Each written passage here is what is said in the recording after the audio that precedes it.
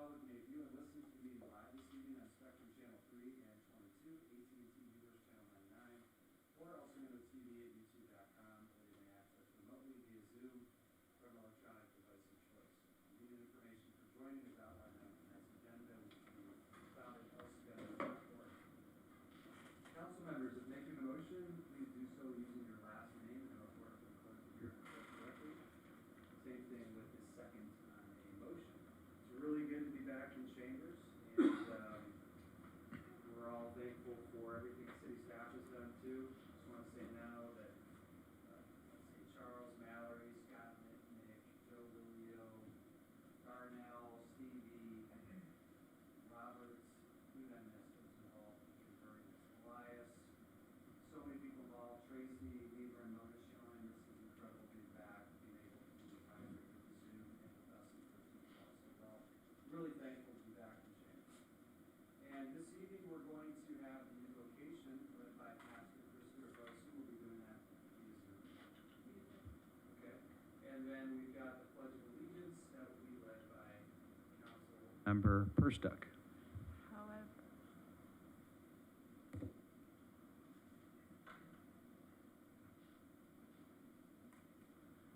Mona, is Mr. Stewart with us? I'm sorry, Christy, I couldn't hear. The sound wasn't on, so I'm sorry. What are you asking? Is Mr. Stewart with us, Pastor Stewart?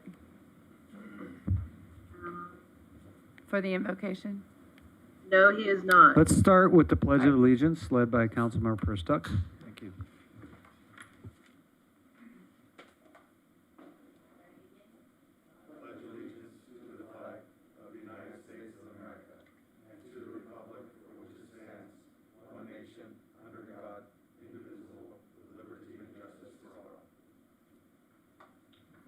Thank you, Councilmember Perstuck. Madam Clerk, do you want to read the invocation, or? I'll be honest, I have nothing prepared for this evening. I thought Pastor Stewart would be with us. Would anyone else like to lead the invocation this evening? Anyone else like to do so? Okay, if not, I will do so. Let us pray. Dear Lord, wish us all the best. Bless us as we make critical decisions this evening for the future of the El Segundo residents. Give us the grace to make those decisions considering all of our residents' needs. Amen. My pleasure. Okay, Madam Clerk, roll call, please. Councilmember Giroux? Here. Councilmember Nickel? Here. Councilmember Perstuck? Here. Mayor Pro Tem Pimentel? Here. And Mayor Boyles? Here. All right, you're good to go. Thank you. All right, now is the time and place for public communications. I know we've got quite a few emails that the clerk is going to summarize for us. Is there anyone here in public that would like to speak? There is. I'm going to transfer over Melissa, or I'm going to, Melissa. Okay, and Mrs. Schilling, we also have someone here in the chamber that would like to. Oh, I'm sorry. I'm sorry. Let's start with the folks that are here physically. So, please. Can you hear me? Hello? It's on? Okay, perfect. Okay, I'm reading from my phone because I'm trying to save paper. It's a little, is it just me or is it a little soft on the volume?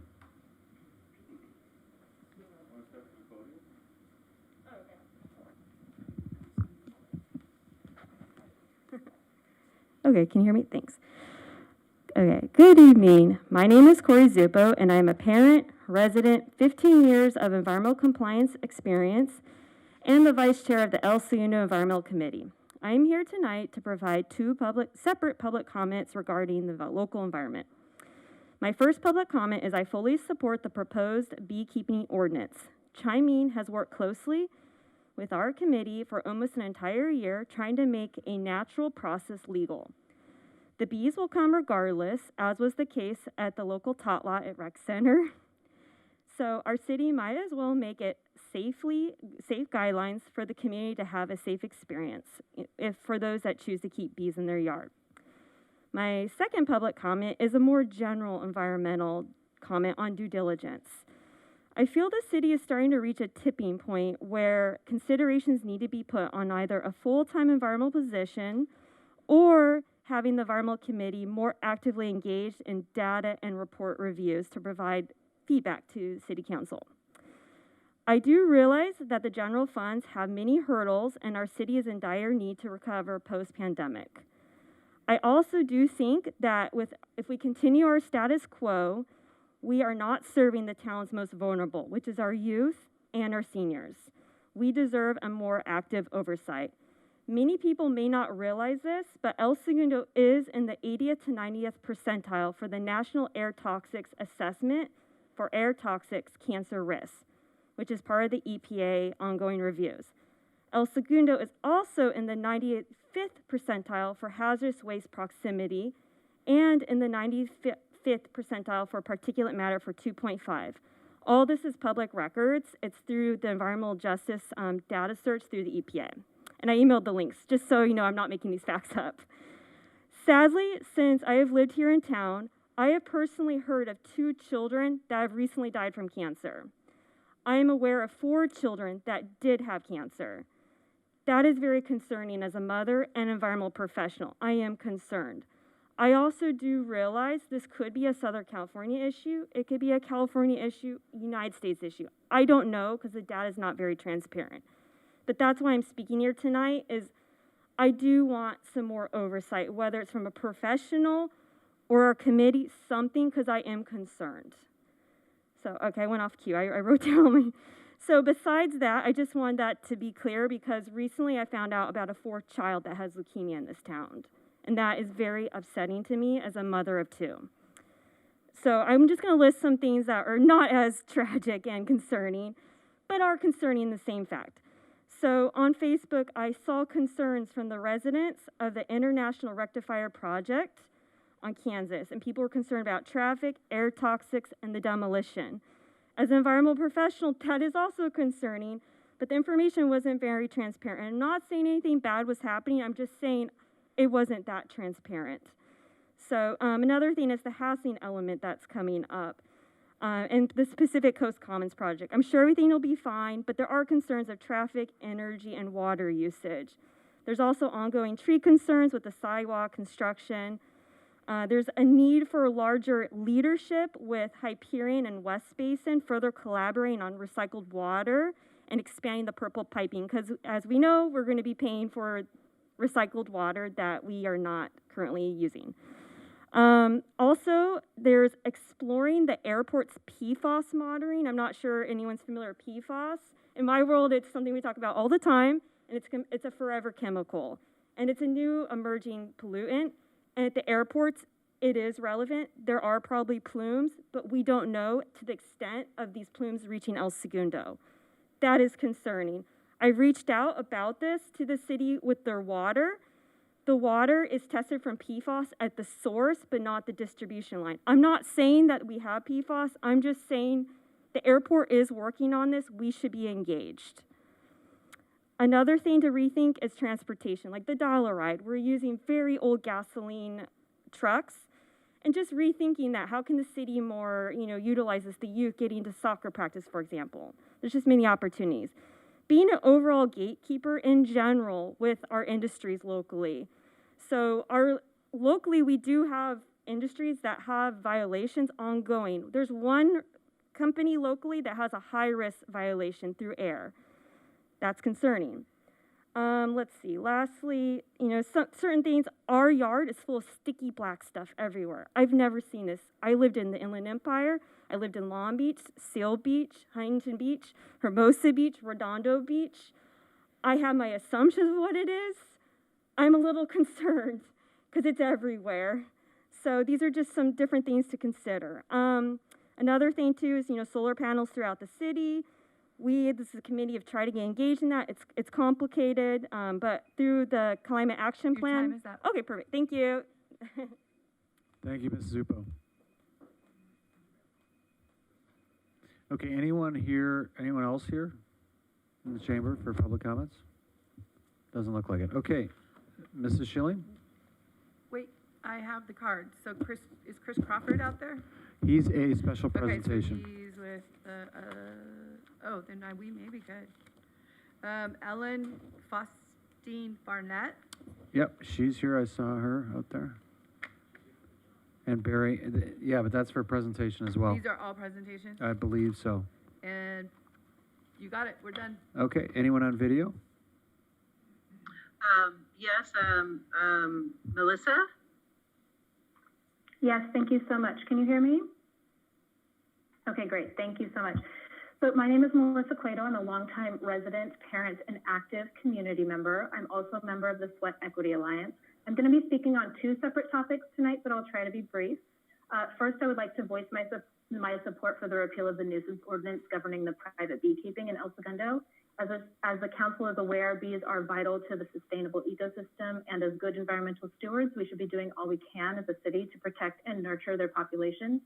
I was disappointed that the hard work of the city employees and Chiang-Ming Rowe, who worked directly on this issue, did not result in a more favorable outcome last meeting, and I'm hopeful that the council will come to a decision in favor of this item. My second item is not on the agenda, but I believe that it is a vitally important topic. As you may be aware, May is National Asian American Pacific Islander, or AAPI Heritage Month. The Asian, Asian American, and Pacific Islander communities have experienced an exponential increase in violence, harassment, and discrimination over the past year. The Sweat Equity Alliance is asking the City Council to make it a city priority to formally acknowledge May as AAPI Heritage Month. While council, city management, and even some residents have insinuated that issues like this should be brought to the DEI committee first, the formation of the DEI committee, while appreciated, does not obfuscate the responsibility of city council and city management to handle these matters directly or to interact directly with concerned residents on DEI-related items. Therefore, I ask that you stand in solidarity with our AAPI community members, acknowledge their pain, and also acknowledge their amazing community presence and contributions. They are our fellow residents, business owners, neighbors, family, and friends. As a member of your own DEI community, committee made an impassioned plea for recognition of the current violence perpetrated on the AAPI community, both in El Segundo and the nation as a whole at the last council meeting, unfortunately, council kind of remained silent. The council and city leadership needs to respect and take action to stand in solidarity with our AAPI community. Our ask is that the council works with city leadership to make the recognition and celebration of the AAPI community an urgent priority, to instruct the city to draft a proclamation to formally recognize AAPI Heritage Month, and to vote unanimously on its approval at the next council meeting. We have provided sample verbiage to the city manager, deputy city manager, and council members to get you started on the proclamation. You have the option to be on the right side of history, and I really hope that you take it. Thank you so much for your time. Thank you, Melissa. Okay, next is someone titled Sweet Equity Alliance.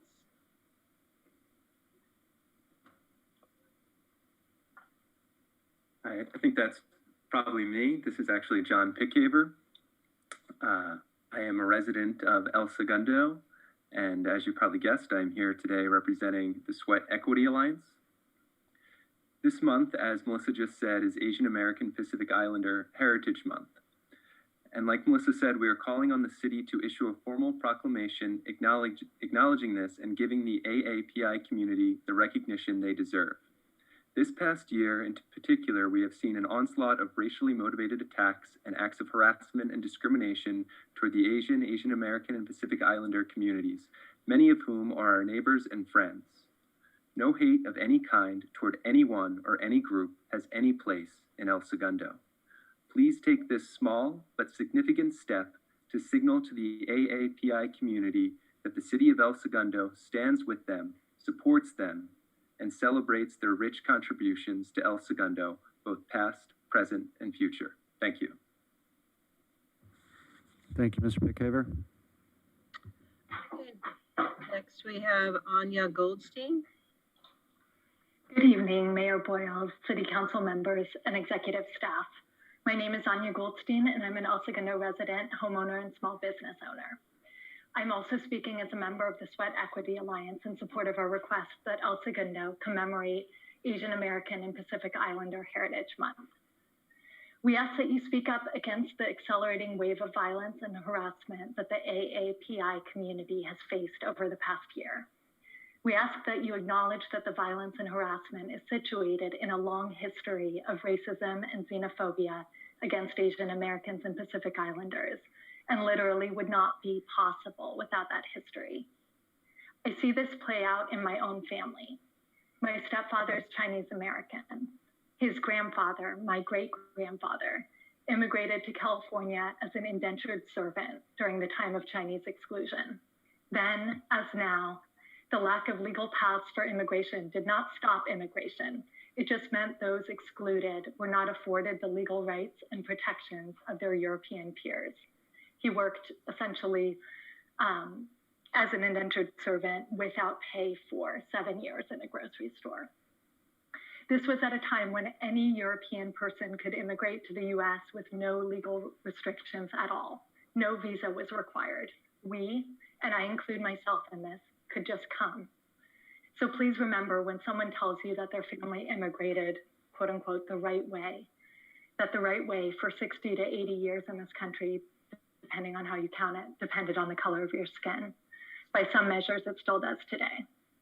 We owe it to our AAPI siblings to not just learn the history, but understand the legacy. There is a through line between our Congress declaring that people of Chinese descent were not capable of being American, were contagion, were a threat to our body politic in the 1890s, and what we've seen and experienced in terms of racist and xenophobic violence and harassment this past year. Thank you. Thank you, Mrs. Goldstein. And next is a Carola Knott. Hello, can you hear me? We can, thank you. Okay, I'm going to be reading a letter from Penny Fenders on Center Street in El Segundo. I am writing to you for your help. I am a Center Street homeowner and reside on the corner of Center and Holly, directly opposite the middle school field. It was brought to my attention by my neighbors, not by any written notifications to my house, that plans are afoot to construct a new gym for the middle school directly across from my home. I am very disappointed in the city and school district for this lack of communication. We receive more notice from film crews that are shooting footage at the school over a weekend than we have from the city and the school board regarding a major construction project that will take over 18 months to complete.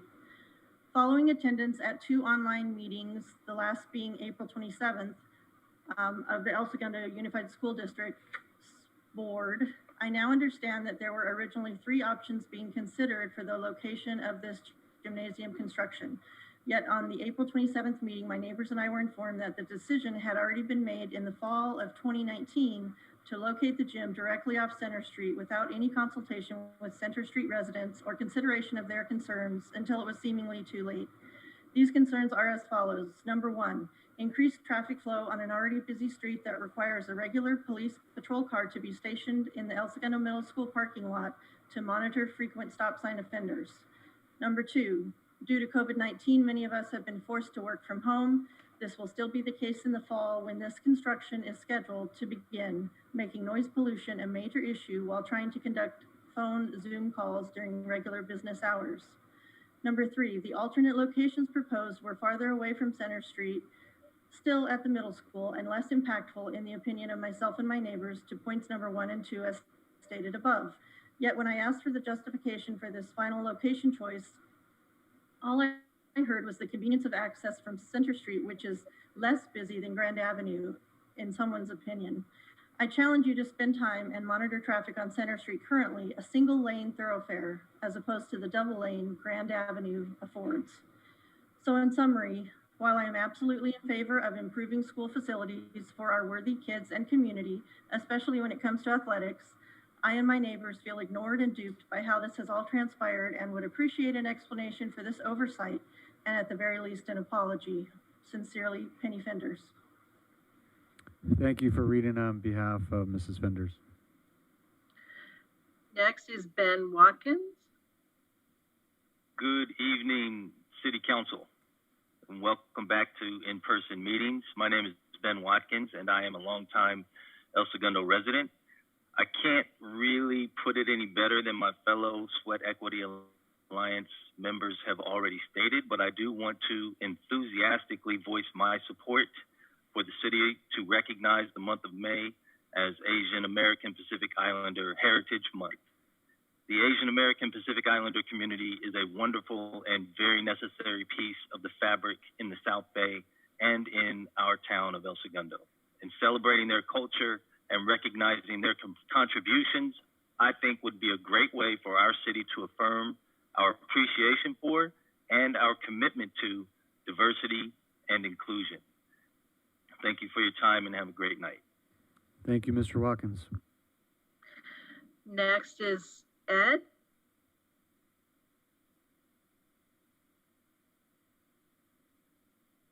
Can you hear me? Yes, we can. My name is Ed Serwinski. I live at 413 Center Street. I'd like to piggyback off a little bit about what Carol has said. We found out about the school doing this project approximately a month ago. They have given us some misinformation and then recently told us that they've already determined that they've picked the location for the new facility. In a series of questions we asked them, they admitted that they have not done any environmental impact study on what this project means. They also indicated that because they've added a few parking spots, parking was not a concern. And they said that any access for public safety, such as fire, police, or ambulances going down Center Street, is not a concern because it's been approved by the fire department. What I'd like to do is get your support and do an analysis to ensure that the design that they have recommended is the best for the city and the residents.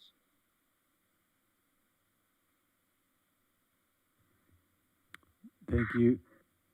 Mr. Srinsky, you done? I think so. Thank you Yes. for your comments. Yeah, thank you. I do not see anyone else with their hand raised. Okay, and has anyone else arrived in the chamber to speak this evening? No? Okay, that concludes public comments. City Manager, would you like to weigh in on some of the comments that have been made, please? I have written comments. Oh, I'm sorry, Madam Clerk has a bunch of emails. Mona, we're going to turn it over to her. You want to summarize? Yes, Mona, go ahead. well, there was someone that was raising her hand, but now it's, okay, Leah?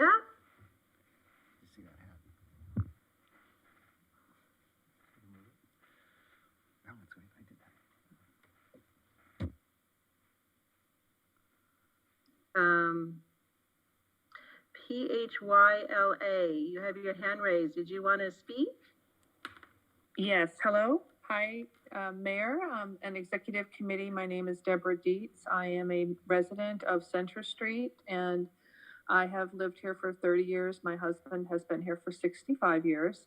And rather than repeat a lot of the codes and the reasons why we believe that the alternatives, both 1 and 2, that were presented by the architect to the community for their input are much better than the alternative number 3, which was never really vetted and was selected without our knowledge, is superior. The first 2 are superior is because I really believe that they do not offer the environmental or community impacts as number 3, the one that was selected. And a minute ago, I was out in front of the house, feeling the cool breeze off the fields, watching the children play out on the grass in an open environment with very good visibility from Center Street and from the side streets, so that the area was very safe and that you could go by there on weekends. You can go by there any time of day or night, and you can see through the facility with a searchlight like a police would do.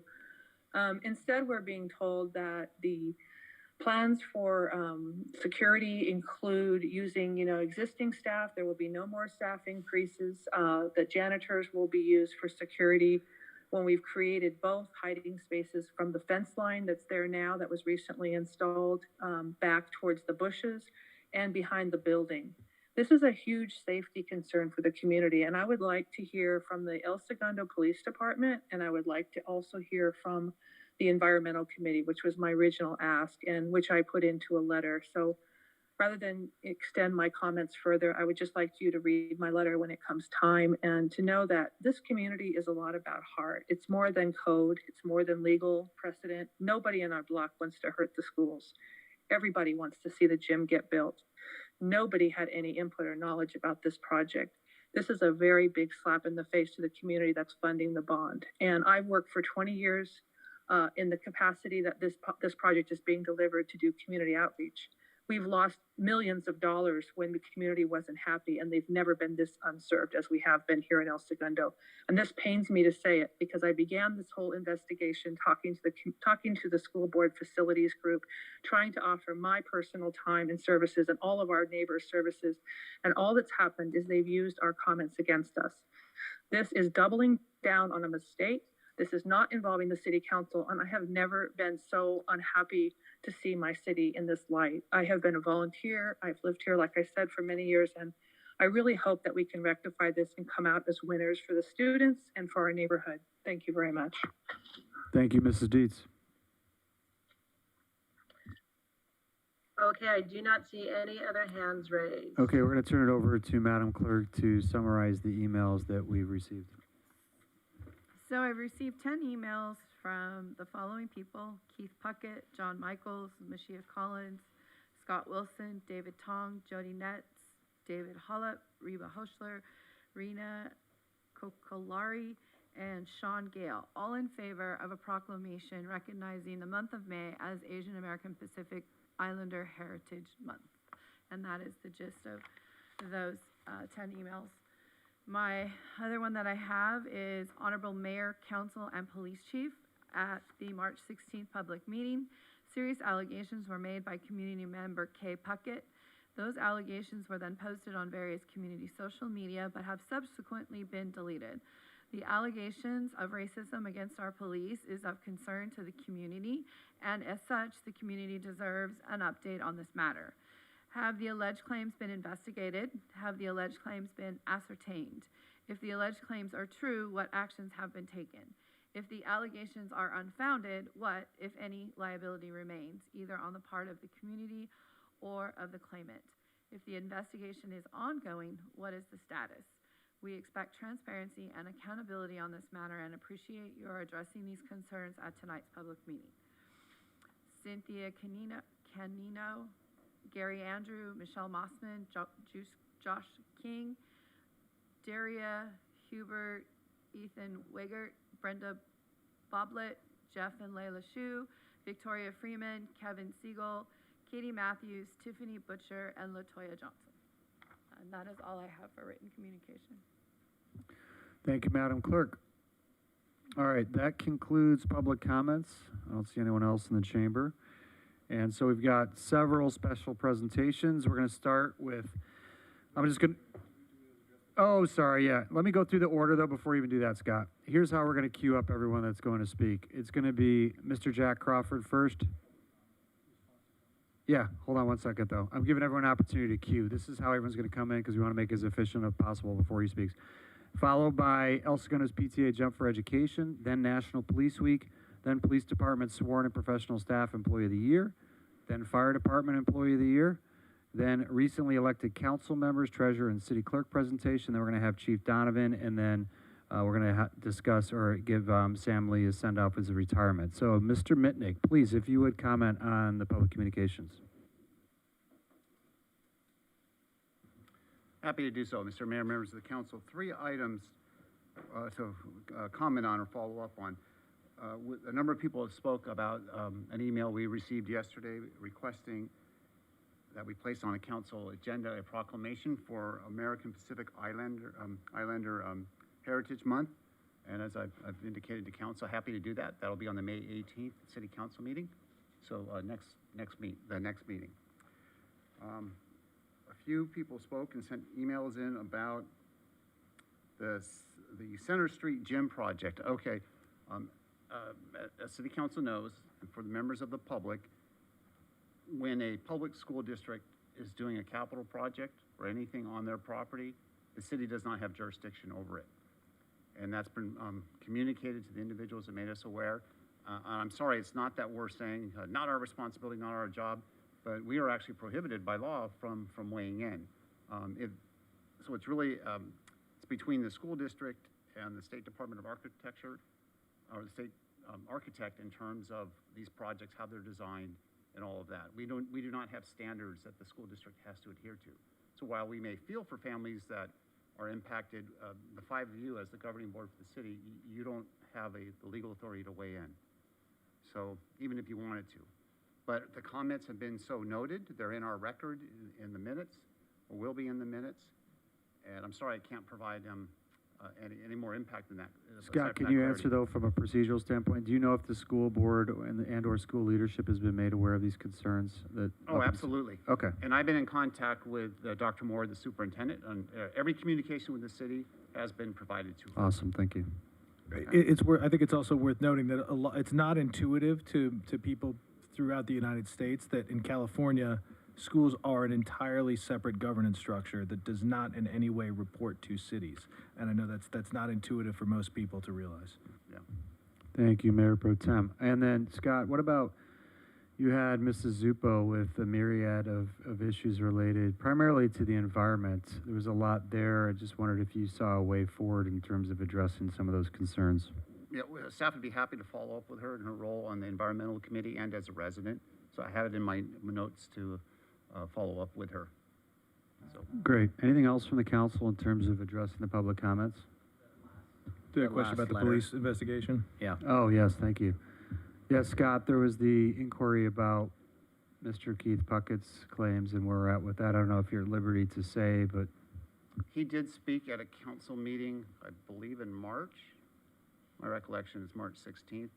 And to remind council, myself and Deputy City Manager Barbara Voss, we did meet with Mr. Puckett and his attorney that night to talk through his situation. Well, I can't get into the details of it, but we did inform him that if he would like to file a formal complaint, there is a process. You can go over to the lobby in the police department right now. Any resident can, if you have a complaint, and file that. So a formal complaint has not been filed. So we haven't investigated a complaint in response to a formal written complaint. However, the police department, I'm looking at my notes, they did do a cursory review of the allegations, and they didn't find any wrongdoing through that process. But a formal complaint has not been filed. And, oh, go ahead. May I ask, I know there was two different incidents that were brought up during that March 16th meeting. Has there been a formal complaint filed on either of them? Not to my knowledge. Well, who else would know? No, the formal complaint has not been filed. Has not been filed. That's correct. So just, again, I'm new on these procedures, so just bear with me a little bit. So in a normal circumstance, it would be a formal complaint, then an investigation, and possibly legal action. Is that how it normally would go? There would be a complaint, and the result would be shared with the person who filed it, and then that individual can do with that information as they see fit. Okay, so at this point, there's nowhere to go on this. At this point in time, a cursory review too was done, and no wrongdoings found. Okay. I'm not sure if we can reveal this or if you can answer this but Mr. Puckett and his attorney, they stated in the public comment period that they had viewed the footage. Is that correct? That they viewed the police camera footage? Oh, Chief Whalen, you can come to the mic. You can answer that question. Yeah.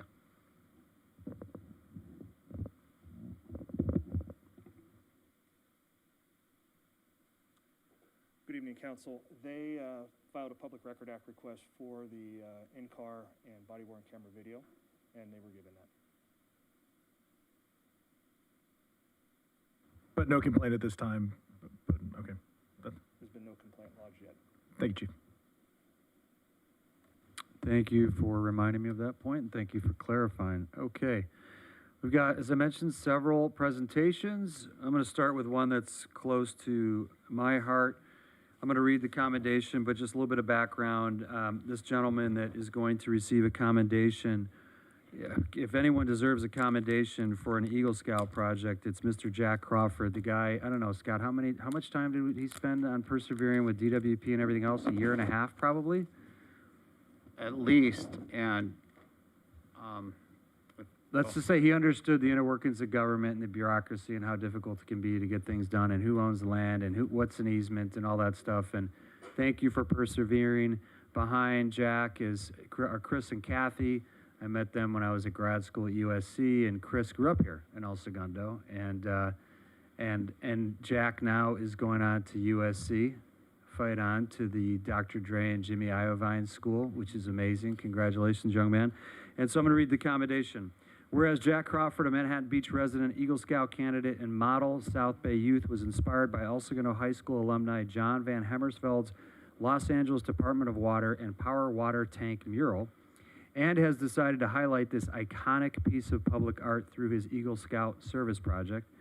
And whereas Jack's ability to plan, implement his vision, while showcasing exceptional leadership skills as he guided his team of scouts and volunteers through the process of designing, building, and installing a viewing station, including a surfboard-inspired bench, signage, and drought-tolerant landscaping. And whereas Jack's desire to educate the public on the history of John Van Hemmersveld's design career and the important contributions the graphic artist has made to record jacket designs from the 1960s onward, encourages viewers to scan a QR code located on signage directing viewers to an information page housed on the library's website. And whereas Jack's diligence and perseverance is evident in his commitment to achieving the highest level rank in the Boy Scouts of America organization, and continued focus on seeing through his Eagle Scout service project will be a benefit for the whole community to enjoy. Now, therefore, on this 4th day of May, 2021, the mayor and members of the City Council of the City of El Segundo, California, hereby take great honor in commending Jack Crawford on completing his Eagle Scout service project and building a viewing station for John Van Hemmersveld's Los Angeles Department of Water and Power tank mural that encourages the community to stop, sit, and appreciate art. So congratulations, Jack, and I don't know if any other colleagues want to make a comment. If you haven't had a chance to go and sit on that bench, it's an amazing experience. And I'll also add that Jack was instrumental, unfortunately, in El Segundo's defeat in soccer recently, put in, I think, 2 goals as a left-wing defender, if I'm not mistaken. But thank you for everything you've done, and thank you for persevering. I know that we were going to be, I think, stuck with, I can't remember what the contingency plan was when we were struggling with DWP, and I got to give the CEO, Marty Adams, credit. He came through in a big way in the 11th hour getting this project done, and I think that's largely in part due to your perseverance and commitment. So thank you for everything you've done. Colleagues, anything to add? All right, congrats. Thank you. Normally, we'd come up and take a picture with you and hand you this, but it probably has to be sanitized before I hand it to you, and we can't come close to you, unfortunately. I apologize, Jack. That's fine. Does he want to, Robert, does he want to hold it in front of him? And yeah, Thomas, exactly. Yeah, let's stand. That's a good idea.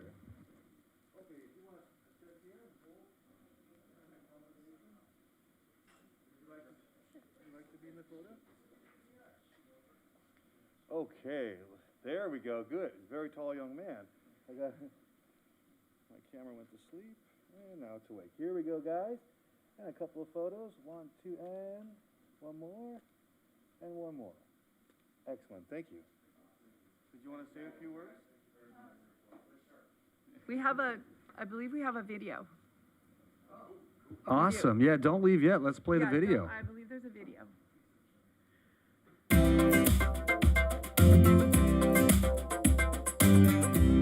Jack Crawford's Eagle Scout project brings an interesting learning experience to El Segundo, especially for people who have admired this one-of-a-kind water tank mural on Grand Avenue.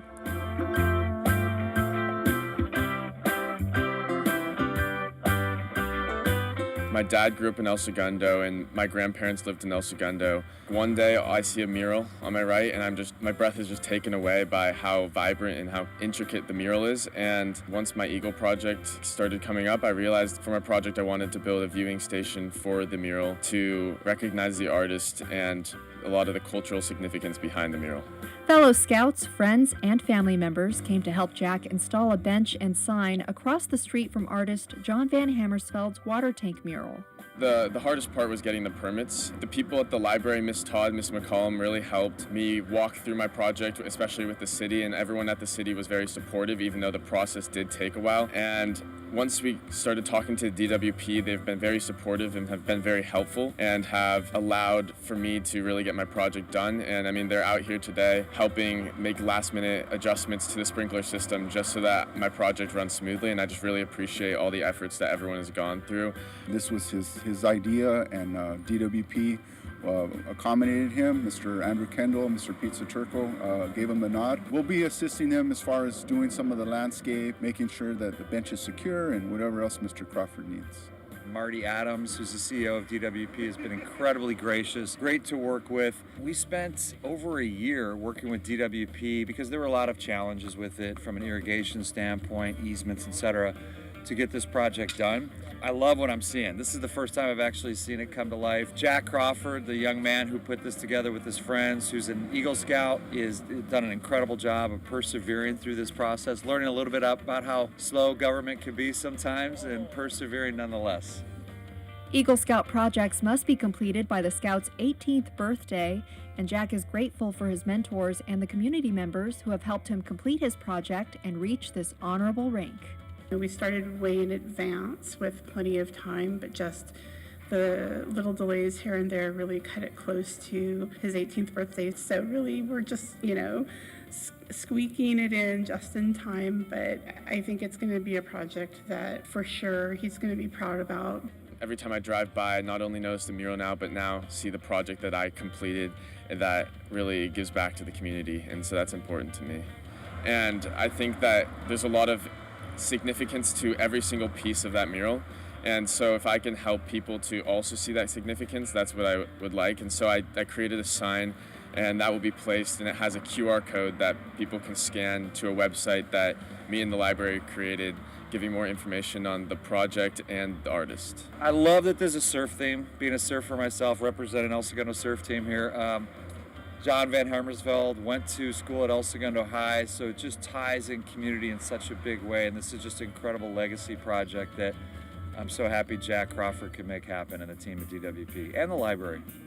Thanks to the hard work and coordination of everyone involved, this viewing station will be a place for visitors and residents to be introduced to the work of John Van Hermersveld for years to come. For El Segundo Media, I'm Catherine Chen.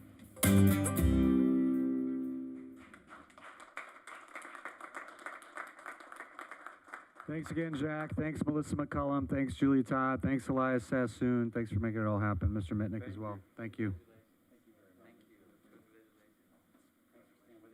Okay, next up is we've got representatives for the Jump for Education. I see Barry Gribben, Ellen. Mr. Mayor, I'd like to point out that was the 6th consecutive video you've been in at a construction site without sweating. I don't know how to take that, but thank you. Yeah. I just needed the shovel handoff. Missing that. I'm reminded of that little kid's book. You know the child's book, Little Blue Truck, and he gave a speech like mayors do. It's what mayors do, Chris. All right, I think Councilmember Perstuck's going to read. All right. So we have a proclamation here. Whereas Big Five, El Segundo PTA Jump for Education was created to give a healthy and fun way for the community to come together and support education while being safe in 2021. And whereas in the course of its history, the PTA Run for Education began 30 years ago by the Briney family, by the way, they're part of it, and will return in 2022. This year, it is transformed into a Jump for Education. And whereas today, the Jump for Education is hosted by the El Segundo Council of PTAs, benefiting students attending all schools in the district. The Jump for Education has developed into the Council of PTA's largest fundraiser by getting hundreds of school children, parents, and residents jumping for the entire month of May. It starts on May Day and runs through Memorial Day. And whereas the proceeds raised from this event are used to support a wide range of student needs, including technology requests, physical education, equipment, and college and career preparation programs, providing for unique student experiences, as well as supporting our teachers through professional development. And whereas community support is of the utmost importance with this event, relying on the generous sponsors, school, parent, and community organizations, and a freaking awesome committee. I was just a little surprised with that. Whereas community partners play an important role in supporting this event, we are fortunate to have Big Five Sporting Goods as the title sponsor of the Jump, along with wonderful presenting sponsors of Chevron and Sky One Federal Credit Union, as well as support of many local businesses for donations, prizes, discounts, and Jump Spot locations. And whereas the goal of the El Segundo Council PTA is to positively impact the lives of children and families, serving its members and its community by providing opportunities and experiences to make the El Segundo School District the best it can be. Now, therefore, the mayor and members of the City Council of the City of El Segundo, California, hereby proclaim May 2021 as El Segundo PTA's Jump for Education Month in El Segundo, and encourage all citizens to take part and get jumping. And we have Ellen here to, says Jack, it's Barry Gibbon and Ellen Barnett will accept the proclamation. I don't know why I said Jack. Anyway.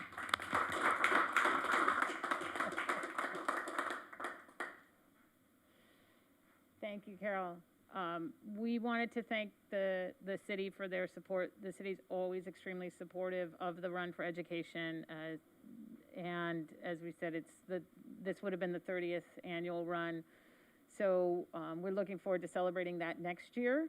And we wanted to make sure that the PTA Council had the opportunity to still bring the community together. And so we're very happy to be presenting the Jump for Education this year. It's an opportunity to still bring the community, all four schools and Arena High School also, together and work with businesses in town. So we're all very much in need of an event at this point in time that people can participate in while still being safely distanced. So we wanted to thank the council for their support this year and ongoing for the run, and all the businesses in town. We've had incredible support from the businesses in town, both as sponsors and also donors for our prizes and participants in our Around the Town Challenge, where we're trying to get people out and about in the city jumping. So we're very, very pleased with the support that we're getting from the entire community, and the school kids and the teachers have signed up in large numbers, and everyone's pretty excited. So you hopefully will be seeing people jumping around town, and when you do, cheer them on. And we hope to see all of you jumping at some point this month. I know Scott's ready to jump. I do have a video of Lance and I jumping. Oh, excellent, excellent, already jumping. So while the event did begin May 1st, there's still plenty of time to sign up. We'll be taking sign-ups until the 15th of May, so you have plenty of time to build your fitness and have fun jumping for the month of May, so join us. You know, Mr. Mayor, I faintly recall 2 years ago during the Run for Education, you challenged anyone in your age group that beat you that you would match a donation. Are you jumping this year, Mr. Mayor? To be determined. I realized how horrible I am at jumping rope, that I haven't done it since like 5th grade. That's why I haven't responded to your request for a video yet. And then I saw Diema Wheaton do it with her whole family. I'm like, man, they're good. The bar has been set high. But the outstanding thing about a challenge is you have the entire month to improve your jumping skills. So this is not just an event for people who are already expert jumpers.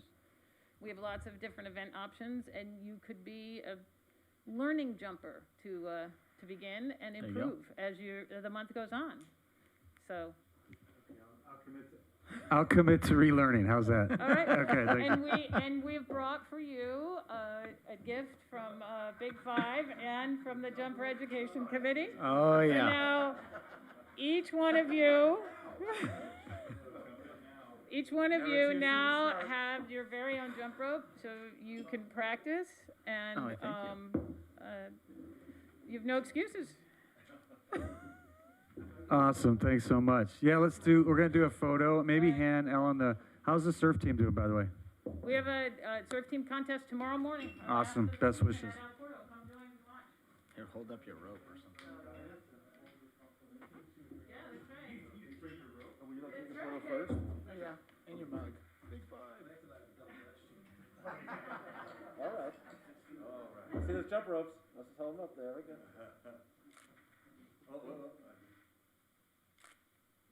Okay, well, couple for me, couple for me. Now the professional photographer. Don't sell me, sure. Okay, here we go. 1, 2, and one more. Excellent. Thank you so much.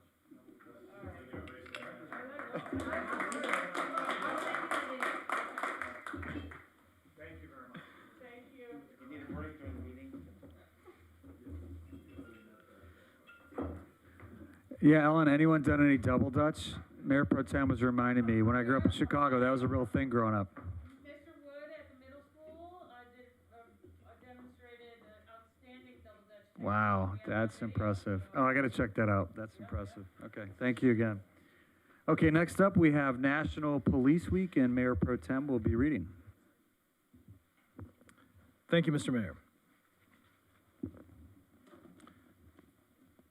Whereas the President and the Congress of the United States have designated May 9th to 15th, 2021 as National Police Week, which coincides with the Peace Officers Memorial Day on May 15th. And whereas the members of the El Segundo Police Department play an essential role in safeguarding the rights and the freedoms of those living and working in the city of El Segundo. And whereas it is important that all citizens know and understand the duty, hazards, and sacrifices of their law enforcement agency, and that members of our law enforcement recognize their duty to serve and to protect the people. And whereas the men and women of the El Segundo Police Department, in partnership with the community, work tirelessly to apply the core values of respect, of integrity, of service, and of excellence to every community interaction. Now, therefore, the mayor and members of the City Council of the City of El Segundo, California, hereby proclaim that May 9th to 15th, 2021, as the National Police Week, and urge all citizens to commemorate law enforcement past and present who have dedicated their professional lives to uphold the law and ensure public safety. The City Council of the City of El Segundo further calls upon residents and employees of El Segundo to observe May 15th, 2021 as the Peace Officers Memorial Day, in honor of those law enforcement officers who, through their courageous actions, have made the ultimate sacrifice in service to the community. Police Chief Whalen will accept. Chief, do you have any comments, please? Yes, Mayor Pro Tem, thank you. Mayor, Council, it is my honor to accept this proclamation on behalf of the men and women of the El Segundo Police Department this evening. It's been a tough 12 months to be a police officer. Last year in 2020, 362 officers lost their lives in the line of duty. It's a 141% increase over the prior year. And we know that much of that increase was as a result of deaths related to the pandemic. It's the consequence of serving in public safety during a deadly pandemic. And on a personal note, I knew one of those 362, an officer I worked with at my former agency, contracted the disease on duty and subsequently died from it. So it was very real serving in that time period. You know, we've had a lot of difficult conversations over the last year, and we still have many difficult conversations to have. But I can tell you the vast majority of police officers serve nobly in their communities. And for those 362 officers that died, those are fathers and mothers, and there's communities mourning out there because of that right now. And so to take just this one time out of the year to really recognize that, I'm very grateful for all of you to do that, and I'm grateful for the support that you show the police department, so thank you.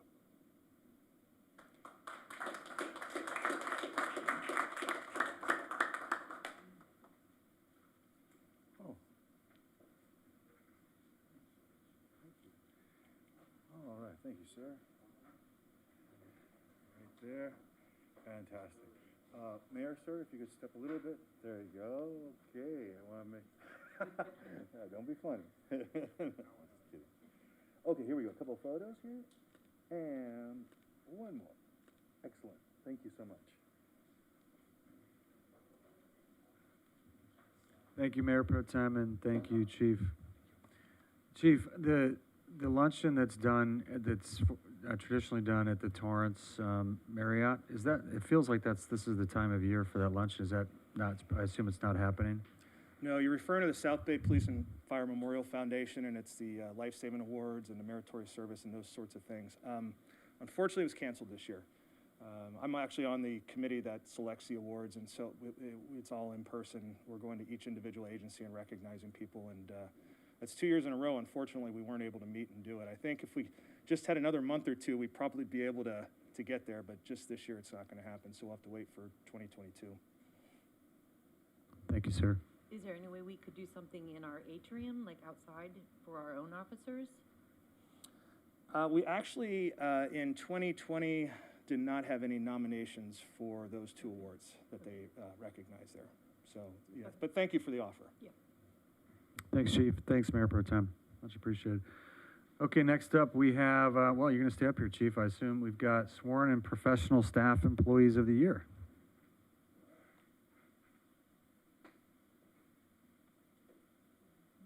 Pick a side, I guess. All right.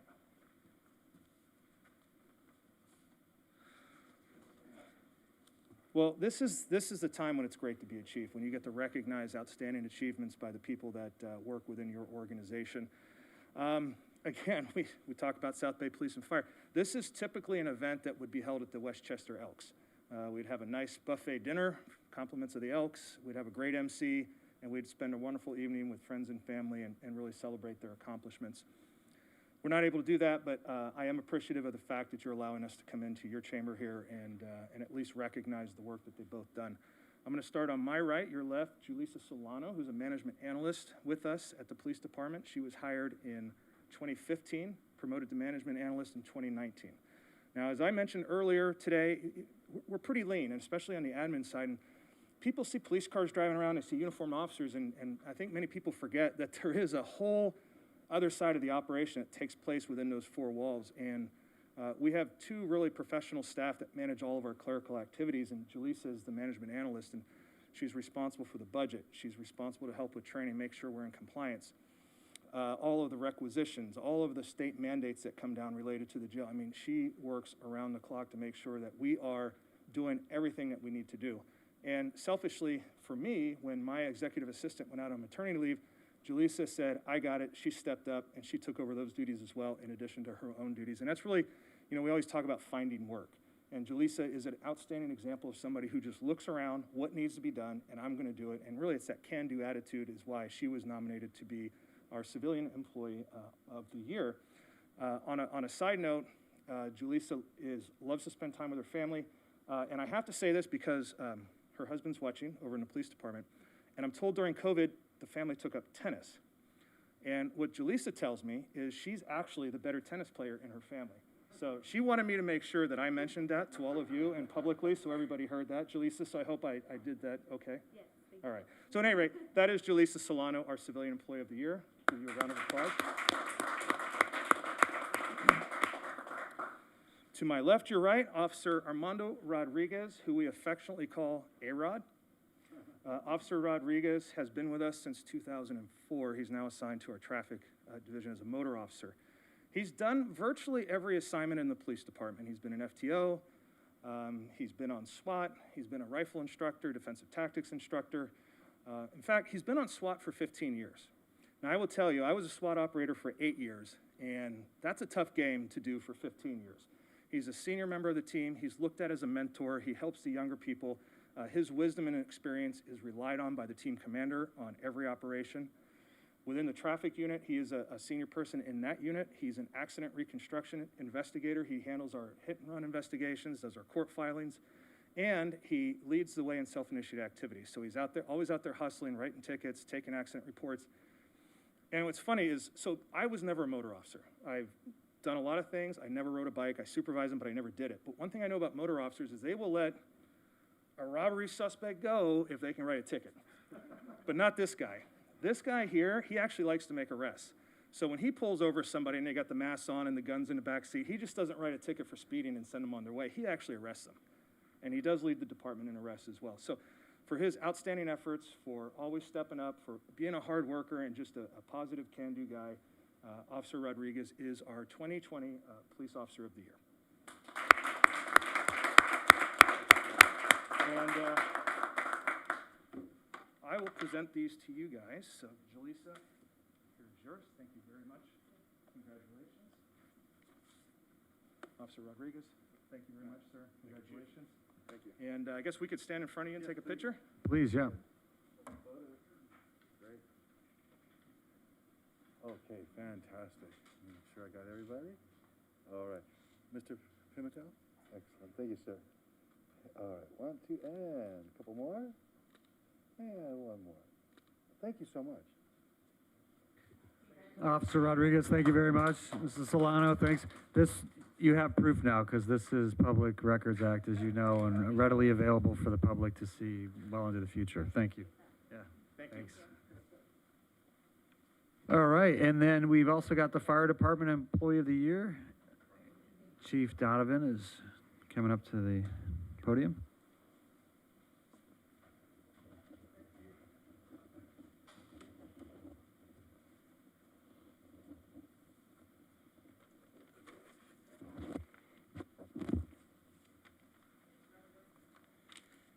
Good evening, Mayor Boyles, members of City Council. It's always difficult to follow the police department, especially Chief Wellen, but tonight it's easy to do it because we're able to recognize Captain Andy Powell, who is by far the most deserving person for this award in 2020. And usually, similar to what the police department does, we hold our award banquet at the Masonic Lodge, and it's the Rotary Luncheon, and we're able to celebrate school district and general employees and the fire department and the police department. And it's a little bit lighthearted because usually I follow Chief Whalen and I'm able to say something to kind of get under his skin. Tonight, we're going to keep it very, very professional. And I want to acknowledge the hard work and effort of the 2 police department employees for their well-deserving award. The Captain Powell is what we would determine, in my opinion, an informal and a formal leader in our organization. And he was selected for this honor by his peers, and there are several reasons why they made that selection. 2020, as you all know, was a very difficult year, but through 2020, in serving in his 18-year capacity with the El Segundo Fire Department, Captain Powell continued to serve in many additional functions beyond just emergency services. By way of example, he was a critical member of the communications team who recently assisted the police and fire department in our transition to the emergency radio communication system. On the fire side of the house, he was instrumental in teaching other employees how to utilize the system and onboard this new state-of-the-art communication system, and was great at that.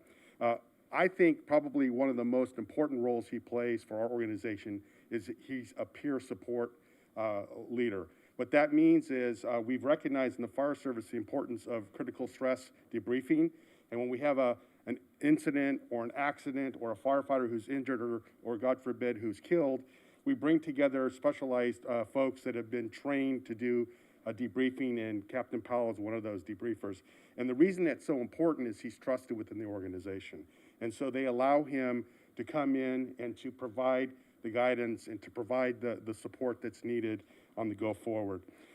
This is an interesting combination with the police department. We heard about the SWAT involvement. Our fire department is involved with the SWAT team. We have members of the fire department that have been cross-trained. Captain Powell is one of the members of the SWAT program. And so he's a tactical medic. He goes out on deployments and does high-risk work with the police department. And he's there to serve the police officers if they're injured. And that's a critically important task, which also directly relates to the trust. And the police officers trust him to be there and provide that level of support. And lastly, he's really involved with our urban search and rescue program and our REMS program. And the REMS is a critical piece of equipment that gets deployed on brush fires. And that's a unique deployment because they're there to help support firefighters that are injured or become ill on the front lines. And so the common theme here is he's really about service. He's about sacrifice, and he's about taking care of those around him. And so it's with his everyday attitude, it's with his interactions with the public each and every day that he's able to provide professionalism, service, and courtesy that he's being recognized. And we have an award for him from the Rotary, and I'm going to get my fingerprints all over it, so apologize for that. El Segundo Rotary Club proudly honors El Segundo Firefighter of the Year, Andrew Powell, Fire Captain, for your service above self attitude towards your commitment 2020. So congratulations, sir. Thank you. Yeah, please, let's do a, yeah, you're good. I see a little more gray, Annie, since last time.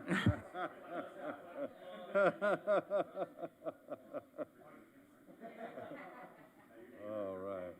Everybody's looking fantastic. Here we go. 1, 2, and a couple more. And one more. Thank you, everybody.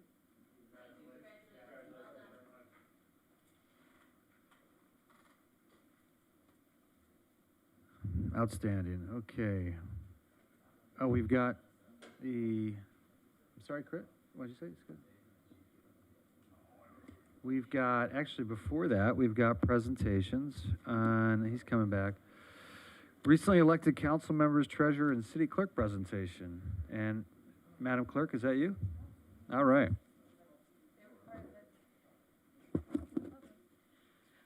So, a little over a year ago, May 3rd, 2020, we had an election.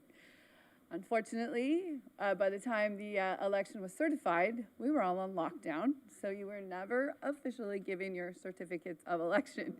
They have been waiting patiently for you to come back to chamber. So tonight, I will hand you your certificates of election and say congratulations formally. And we have Matthew, I believe, via Zoom, as it will be the council members, myself, and Matthew as our treasurer. So, with that, and normally we would have some fun outside, your family would be here, but we can always come out of it. Okay, I just wanted to make sure that you guys were properly congratulated.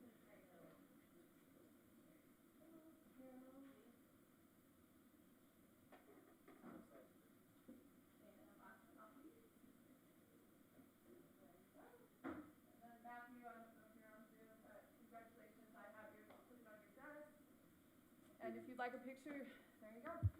Wait, Madam Clerk, what about yours? Okay, why don't you get in why don't you be in front of us then? All yours, proud. Yes.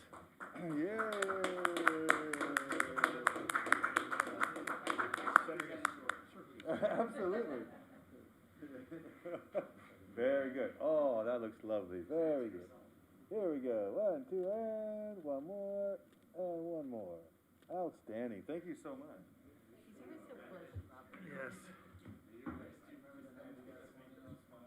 Yes. Thank you very much. Well, since we didn't get to thank the El Segundo registered voters for their vote of confidence, I would just like to say thank you very much a year later, and thanks for allowing us the opportunity to continue to serve. And I'll turn it over to anyone else.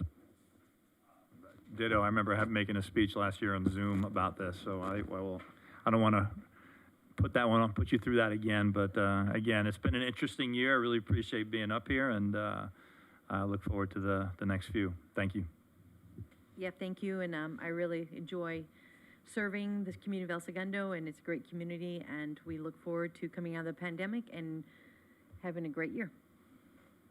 All right. Thank you, Lance. Thank you, Carol. And Madam Clerk?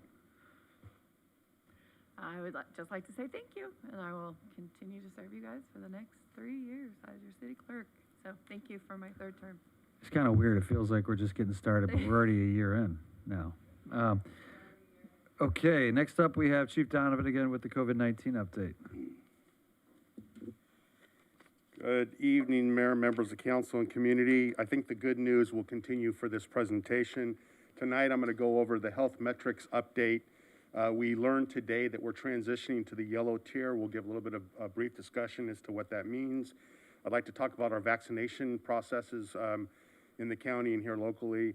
We'll talk briefly about our reopening of employees back to City Hall, the July 4th celebration, and then any questions you might have. And so what we're seeing is a continual decline in the health metrics. And for the first time since they started tabulating almost 400 days ago, we've had 3 consistent days of 0 deaths in Los Angeles County. And in fact, today, the Los Angeles County did a recalculation and identified a patient that was identified as a COVID-related death, and they recategorized that. So we have a -1 on the death count in Los Angeles County. Hospitalizations continue to decline. More than 20 patients decrease in the hospitalizations. And every indicator here is that the work that we're doing to control the spread of COVID-19 through mask wearing, social distancing, thorough hand washing, and vaccinations is working. And although the numbers are still high, when you look at the aggregate, the trend is going in the very right direction. And these are very good numbers and very promising numbers. In El Segundo, we track the number of people that are adjusted. That is that 14-day period, and we've declined to 10, and that continues to go in the decline. So these are really good numbers for us. As we look at the South Bay numbers and compare it to Los Angeles County, if you'll remember, we're judging all of our steps between tiers based off case rate, test positivity, and the health index. We're now at 1.9 on the 7-day rolling average of the case rate. That's below the 2 count, 2 per 100,000, excuse me. So that allows us to move into the yellow category. Test positivity is down to 0.9. That's fantastic. At one point, this was at 25%. That means 25 out of 100 people were testing positive for COVID. And the lower, the health quartile is at 1.0. Compare that to the South Bay and El Segundo, you're seeing a good marker of a decline in the health metrics. And so what do these numbers mean? Today, Los Angeles County announced that we're moving into the yellow tier. This allows for more sectors to increase capacity and open more facilities. This allows and identifies it's a minimal risk for exposure, and it still provides the state to stay on course for a July 15th potential reopening, that we would get away from the tiers and go back to reopening of our economy. And so as a way of example, some of the things that we'll be able to do in the yellow tier, gatherings of 3 households will be permitted. Shopping centers will be open for indoor shopping with some modifications. Movie theaters will be open at 50% capacity. Places of worship at 50% capacity. Gyms will be open at 50% capacity. Inside restaurants at 50% capacity. Wineries, breweries, and distilleries at 50% capacity. And bars that do not serve food will be allowed to open at 25% capacity. These are just a handful of the examples of the reopening of our economy. There's many, many more that follow this. And so we'll continue to track these statistics, and we'll continue to report back, but this is very good news. Locally here, our economy should be able to open up more, and it will provide residents an opportunity to go out and enjoy the outdoors and enjoy festivities with family and loved ones. As we shift to the vaccinations, which I think is a big reason why we're having these good numbers, the United States today, as of today, has vaccinated almost 250 million people have received at least the first dose of the vaccines. In California, there's 31 million people that have been vaccinated. And here in Los Angeles County, almost 8 million people have received at least one vaccine. An interesting statistic, 2.9 million have received second doses, and those are the age bracket of 16 or older. That's 35% of the population so far, just in Los Angeles County. 887,000 have received second doses that are age 65 and over. This is a remarkable statistic. This is 65% of the population.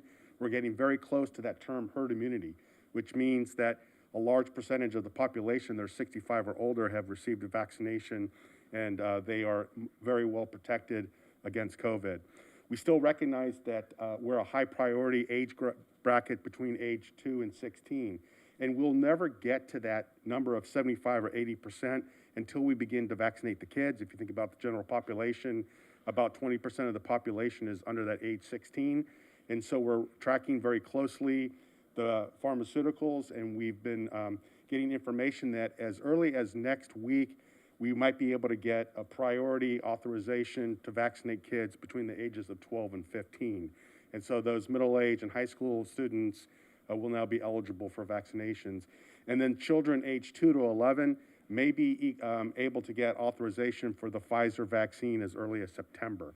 And so what this means is, as we begin to get the government to authorize inoculations of the children, we can get closer to that herd immunity number of 75 to 80%.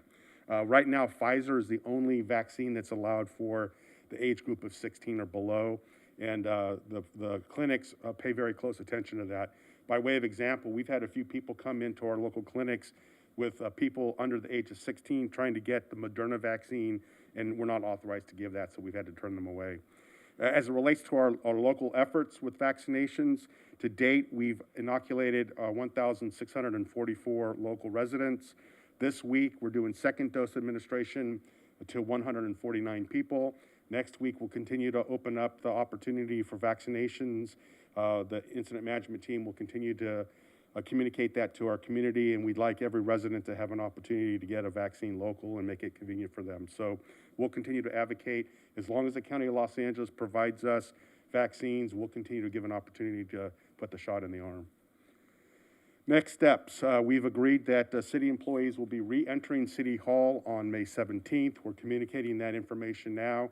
Our incident management team walked City Hall over the last several days to make sure that we're meeting all current health orders and safe practices, which we have. We'll continue to do a daily monitoring of employees coming into City Hall. We have these temperature kiosks that every employee will scan themselves prior to coming to City Hall. They'll have some questionnaires that they'll have to answer. And we'll keep advocating for those employees that have yet to get a vaccine. We'll keep advocating for them to get the vaccine if they choose to do so. We're also looking closely at the state. We feel that the governor has repeatedly articulated his desire to open up the economy even more come June 15th, as long as the supplies of vaccines for 16 and older is available and hospitalizations rates are stable and low. The governor indicates that we'll get away from the tiered opening, and there'll be some modification requirements, but for the most part, the economy will get back and we won't see the health order restrictions that we see today. And on that note, I just need to remind the council and the community, although we've transitioned to the yellow tier today, the health order has not been updated, and we're anticipating that health order to come out on this Thursday. We'll review that, and we'll articulate and communicate to the community what those changes to the health orders are, because that, as a reminder, we follow the health order from the public health official. And then this is very important to this community, and we've been working very hard for the July 4th celebration. We submitted our plan to the County of Los Angeles. They received it. They have 10 days to review the plan. We're hoping for a positive response. Right now, the current health order calls for 250 people in our space to view the fireworks show. I would anticipate, although I can't guarantee it, I would anticipate that would loosen now that we're in the yellow tier. And as we get opportunities to grow the event with a number of people watching at Recreation Park, we'll queue up and we'll modify our response accordingly and look forward to that. And I'd like to end with my ongoing compliments to the incident management team. Today at 2 o'clock, the incident management team was recognized by the California Emergency Services Association. This is a big time award. And the fact that they recognized the El Segundo incident management team of all of the teams in California for outstanding response to COVID-19 speaks to the wise decisions this council made many years ago to fund emergency management coordinator and Randy Collins. It speaks to the support that you've provided to our ongoing efforts with the incident management team. And they have been just working night and day to make sure that we serve our community, and we were recognized for that today. So I'm very, very, very proud of the effort of those employees, and it's all them. It's their hard work and efforts that has provided this award. So with that, I'll end with any questions, and it's all good news. Chief, can you just tell residents where to find the information on the vaccinations? Is it just on the website, or where do they go? Yeah, we've been advertising on the website, and I believe we've been pushing out through social media channels, but primarily through the website. You can go on and register for the COVID-19 vaccine through the city's website. Great. And I just also wanted to mention, I know that the chamber, in collaboration with the other South Bay chambers, they're offering a mobile, or they're working on offering a mobile vaccination to any company that has 100 employees or more, and companies can combine as well. So if you are interested in doing that, please reach out to Marcia Hansen at the chamber. That should be coming very soon, correct? Yes, thank you.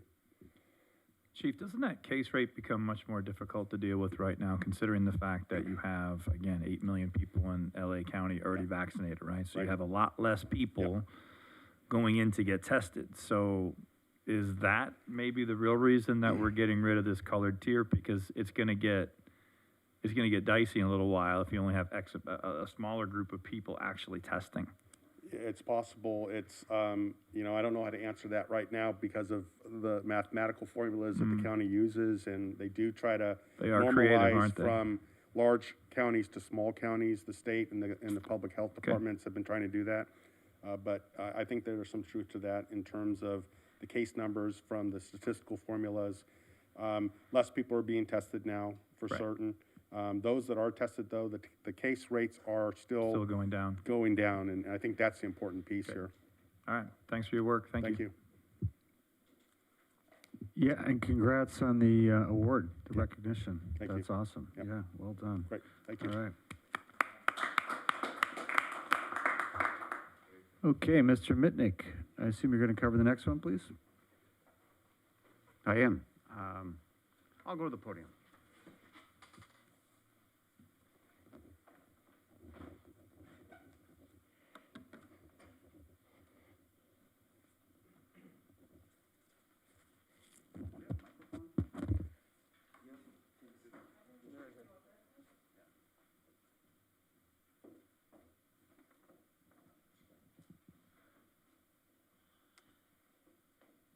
Thank you, Tracy. Test works? Good. So Sam, if you could come up to the podium. I'm going to stand over here to maintain our distance and so on. Otherwise, we'd both be standing there. City Council, colleagues, those watching at home, our last ceremonial item, and we appreciate your indulgence as we go through many of these ceremonial items. The last one is for Sam Lee, our Development Services Director, recognizing his many years of service going back to 2008 with the city of El Segundo. So we have a few things for you, Sam, and then council members might want to have some comments. But we have the very nice plaque recognizing your years of service. We'll get to that. But I wanted to present to Sam, one of the nice things about being city managers, I get to speak for the employees and others. So Sam, you will be greatly missed. And we have for you a nice card and a gift certificate from the members of the executive team, and then the same from the staff in the city manager's office. And then we have some tokens to, or some swag from the city of El Segundo, the city beach towel, coffee mugs, and a variety of glasses and a variety of other things. So you'll remember us here. So there's a little bag for you. Thank you. And you've been a great colleague and a great friend. You've done a lot of great things for this community, and your footprint is throughout. And you've had a lot of challenges over the years with difficult development projects. You've stood at this podium making presentations to the Planning Commission and Council and did a great job. So on behalf of the 300 plus employees in the organization, thank you for a job greatly done. And with that, I'll turn it over to Council for comments.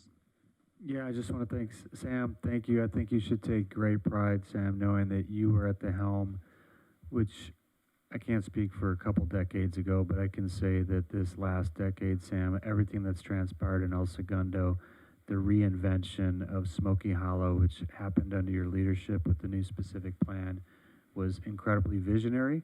And you must, I would say, take great pride probably in seeing that thing come to fruition, I would imagine. And so many other investments in our city, because what we say is true, that we truly are a nimble and responsive city. And we thank you for everything that you've done, the years of service that you put in. We wish you the best. I think it was your daughter that's at Northwestern, if I'm not mistaken, your family the best as well, Sam. And whatever your next chapter is, we wish you the best, and we're going to miss you. Thank you. Colleagues? I just want to echo what the mayor's saying. I wish you nothing but the best, Sam. Growing up nearby, I remember my parents would always tell these stories of buildings that my grandfathers worked on, and so I used to drive around and say, yeah, my grandfather built that, and my grandfather built that. Little did I know, maybe he'd like put a toilet in at the place, you know? I don't know, but in thinking about the, you know, your fingerprint on El Segundo, you know, I'm sure one day your kids are going to drive around and say, yeah, Grandpa was part of that, and Grandpa was part of that. So I think you should be very proud of all your accomplishments here, and I wish you nothing but the best. I think it's not easy to join a city in the middle of a massive recession. And I think what we take for granted is you stepped into a department that was chronically overstaffed when the economy was slow and chronically understaffed when our development processes were raging. And the processes you put in to make that department nimble are processes that we now take for granted and the development that we've seen in the subsequent years. So I think that legacy piece is just an incredible testament to the ability to weave in a process to do what is really difficult for development services, and that is build something that allows it to be flexible and nimble to the economy. And for that, we appreciate your efforts and certainly wish you the best. Sam, hardly knew you. I only had about a year with you. But here's the one thing that I have to say that I've noticed, and I kind of gauge a lot of people on this. There's people who talk about it, and there's people who get it done. And if there's one thing I can say about you is that you got things done. You got things done with detail, and the projects that you were involved with always came out to be what they were supposed to be. And not everyone is built that way. And I really appreciate what you brought to the table here, and I really wish you the best. So I'm going to echo what my colleagues have said, and, you know, Sam, I just have to say to you, you're a great person. You've been a pleasure to work with. You are always so approachable and listened, and I just really can't thank you enough for being there and, you know, giving us information. You have your wealth of knowledge, and you've been a great asset to this community. So thank you very much, and we wish you all the best. Scott, should we do a photo? Or Sam, do you want to say a few words, Sam? Yeah. Thank you, Mayor Boyles and council members. You know, thank you for this recognition tonight. You know, there's just so many people that have helped me over the years. And there's just too many to thank individually. So instead, I'll just take this time to thank the El Segundo community for allowing me to serve this city for the past 13 plus years. It's truly been an honor and a privilege. And wherever I may be in the future, I think I'll always cheer for El Segundo and his people. Thank you. Thank you, Sam.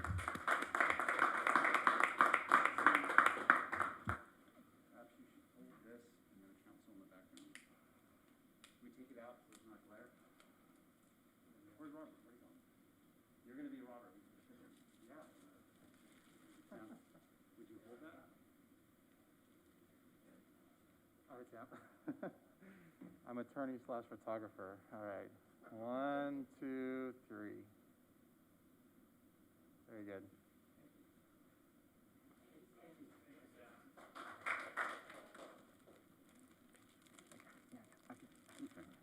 Thank you, Sam.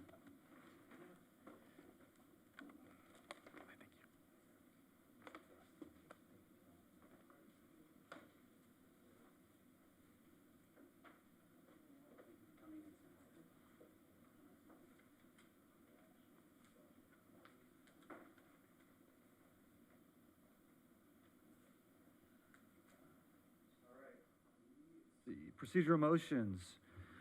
Read all ordinances and resolutions on the agenda by title only. Would someone like to make a motion to approve? So moved. Thank you, Councilmember Giroux. Do we have a second?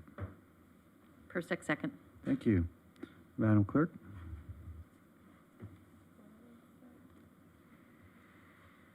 All right, Councilmember Giroux. Yes. Councilmember Nickel. Aye. Councilmember Perstuck. Yes. Mayor Pro Tem Pimentel. Yes. Mayor Boyles. Yes. All right, passes 5-0. Thank you, ma'am. All right, we have the consent calendar. Are there any pulls from the consent calendar? No. Okay, do I have a motion to approve items 1 through 4? Persick, so moved. Great. Nichols, second. Thank you. Madam Clerk, please. Councilmember Giroux. Yes. Councilmember Nickel. Aye. Councilmember Perstuck. Yes. Mayor Pro Tem Pimentel. Yes. And Mayor Boyles. Yes. Okay, consent passes 5-0. Excellent, thank you. All right, we have a staff presentation, item 5. This is an ordinance amending the El Segundo Municipal Code to allow non-commercial backyard. We're switching. I'm sorry. Switching. Oh. Your script tells me to switch. We're doing which one first? Sorry. I apologize for that. We have our outside auditor. He's It's okay. Yeah, so for his Tracy had that schedule. on the script.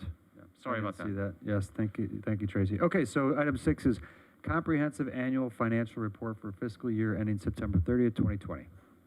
Mr. Mayor, members of the council, I know this is a riveting and exciting item, and you couldn't wait for it, so your CFO, Joe Lulio, will tee it up with our outside auditor. Thank you.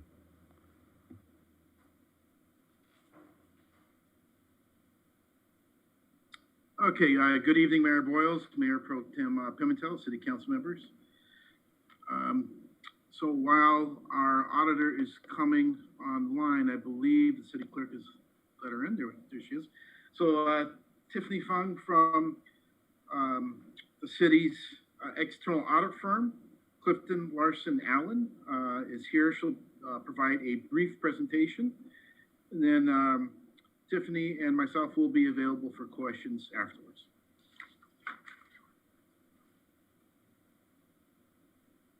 Hi, good evening. I'm Tiffany Fung. I'm manager with Clifton Larson Allen, CLA. We were engaged to provide auditing services to the city for fiscal year ended September 30, 2020. We have issued several reports and communication letters as a result of those services, which I will go over in this presentation. Next slide, please.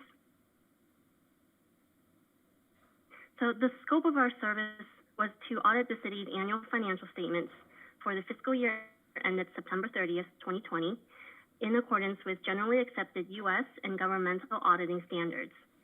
We were also engaged to audit the city's federal grant expenditures under the Uniform Guidance, and this audit is still in process. We were also engaged to perform an agreed upon procedures related to the city's calculation of the GAN appropriation limit. For the audit of the city's annual financial statements for the year ended September 30th, 2020, we issued an independent auditor's report, which states that management is responsible for the preparation and fair presentation of the financial statements, and our responsibility as auditors is to express opinions on those financial statements. The standards require that we plan and perform the audit to obtain reasonable assurance about whether the financial statements are free from material misstatements. We believe the audit evidence we have obtained is sufficient and appropriate to provide a basis for our audit opinions, which was unmodified. An unmodified opinion means that we believe the financial statements present fairly, in all material respects, the financial position of the city as of September 30th, 2020. In accordance with the government auditing standards, we have also issued a report on our consideration of the city's internal controls over financial reporting and on compliance and other matters. So during our audit, we did make a material audit adjustment to the water fund related to the water fund's revenue and unbilled utility receivables. This was identified in our report as a material weakness in internal controls over financial reporting. We also identified other items in our report that we consider to be significant deficiencies in internal controls over financial reporting related to having an accounting manual on bank reconciliations related to fund balances and also journal entries. Communications with those charged with governance. The planned scope and timing of the audit was communicated through our engagement letter dated June 8, 2020, and also through our planning letter addressed to the council dated June 18, 2020. We have also issued a letter to the council at the conclusion of our audit, which I will summarize the content of. This letter states that management is responsible for the selection and use of appropriate accounting principles, which are described in the financial statements. There were no new accounting policies adopted for the fiscal year ending 2020, and the application of existing policies were applied appropriately and consistently. Accounting estimates are an integral part of the financial statements and are determined by management. The most sensitive estimates reported on the financial statements include the information related to the city's pension and other post-employment benefit plans, and also the city's claims payable liabilities. The disclosures related to the city's pensions, other post-employment benefit plans, and claims liability are also the most sensitive disclosures affecting the financial statements. During our audit, we did not encounter any significant difficulties. We did not have any disagreements with management, and management has made certain representations to us in a letter dated March 29, 2021, related to the audit. To our knowledge, management did not consult with other accountants or regarding auditing and accounting matters. And that summarizes the communications letter and concludes the presentation. Great. Thank you very much, Mrs. Patel. Appreciate that. Joe, anything to add?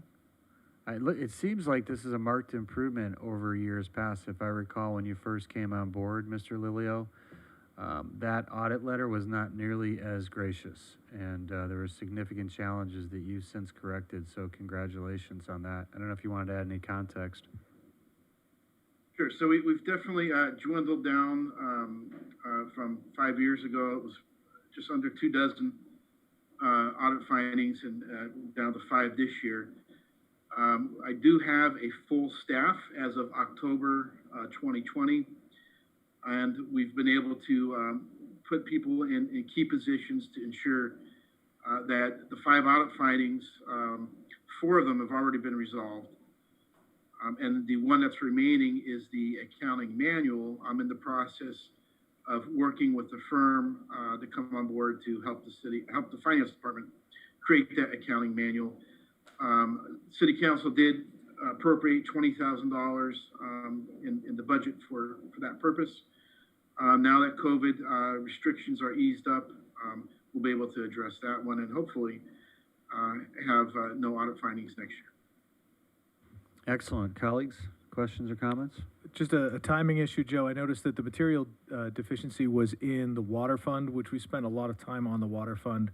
Were those deficiencies remedied by the time that we worked on those? Yes. Yes, they were. And it was more of an accrual issue, so an accounting practice that we have since trained staff on. The staff member that was responsible for that in prior years, she was no longer with the city when we closed our books, and new staff had not been up to speed on that. But that was corrected and accurately represented during the Prop 218 process for the water and wastewater study, and it was properly presented in the water and wastewater rate study as well. And was that issue the same across the fund balance issues? Were those all accrual accounting based concerns, or I noticed that popped up on the other issues as well? I'm sorry, if you can repeat your question. Oh, they had fund balances were some of the other weaknesses that were listed, and was that also based on accruals, or was it a separate issue? It was a accruals journal entry type of. So when we close our books, there's some accounting procedures that need to be done, and yes, that involve accruals or journal entries. So same process there. So we've since have staff that's come on board and trained on that. So we actually filled the vacant accountant spot October 12th of 2020. So now we have, and we've also filled the revenue manager, the previous revenue manager, who left for another engagement in another city. We filled that position also, I think right around September or October. So now that we have staff fully, full staff and fully trained, these issues will not arise moving forward. Thank you. Okay. Well done. I don't see any other comments or questions, so this is merely receive and file. Looks like we have consensus. Thank you. All right, back to item 5. Ordinance amending the El Segundo Municipal Code to allow non-commercial backyard beekeeping in the single-family residential R1 zone district. And I see Mr. Sassoon approaching the podium. Yes, good evening, Mr. Mayor and members of the City Council. This item came before you in the last City Council meeting, And I'm going to be very brief in the interest of time. At the very beginning, this item who was presented to the Environmental Committee by one of the residents of El Segundo, Ms. Chaya Ming. After we discussed that, we initially were thinking of creating a process by which a beekeeper would pull a permit from the city. But later on, we changed direction and we decided to defer everything to this state and the county. And the only thing we did was we took the bee out of the nuisance animals, basically. But the last time when we came to the city council, there were some questions and concerns about this, particularly with respect to regulations and enforcement. So we went back and we visited to see, and we made the research as to how other cities are dealing with this beekeeping item. So based on our research, we modified the ordinance, and I'm here before you. I'm really pleased to inform you that this ordinance has been revised to address all the concerns that were raised. It talks about and it addresses the hive placement as well as the hive management.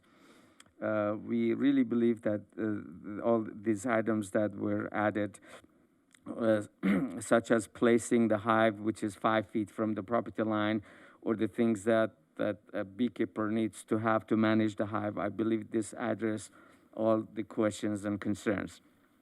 So having said that, we plan to, hopefully the city council will agree, but if this is approved tonight, we plan to come back to city council for the second reading of the ordinance in the next city council meeting, which is going to be held on May 18th. I have both Ms. China Ming, who initiated this online, as well as Ms. Tracy Miller-Zarnik, the chairwoman of the Environmental Committee. And of course, I'm here. I'll be glad to answer any question you may have. Thank you, sir. Any questions from the dais? Carol, then we'll go to Lance. Okay. I just have one question. So when it comes to liability, so say someone gets stung and there's someone is allergic and there's a problem and there's liability issue, is the city responsible in any manner? Mr. Mayor, members of the council, I'll address that. The answer is no. So one thing I would like to add, if you don't mind, part of this regulation is not only the close proximity of the placement of the hive to the property line, but also a barrier, which is minimum 6 feet in height, that has to be installed. It's a vegetated barrier that would force the bees to go upward. And the only exception is if the lot where they want to place the hive is 8 feet taller than the adjacent lot, because it's already up and bees are going to fly up. So I did some research myself. That has never really been an issue. So we really do not anticipate a lot of headache. One thing I would like to add, the city will enforce these ordinances. We will look into every complaint that we receive. I personally assure you that I'll look personally into every single one of them with my colleagues in code enforcement to make sure that there will not be any issue. We do not intend to defer anybody to the state. We will address anything that comes up.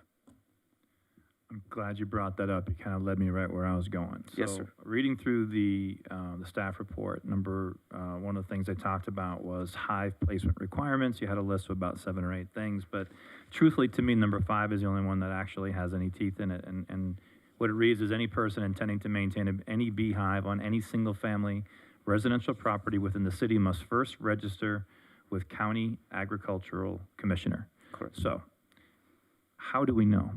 Because in the end, I'm all for it.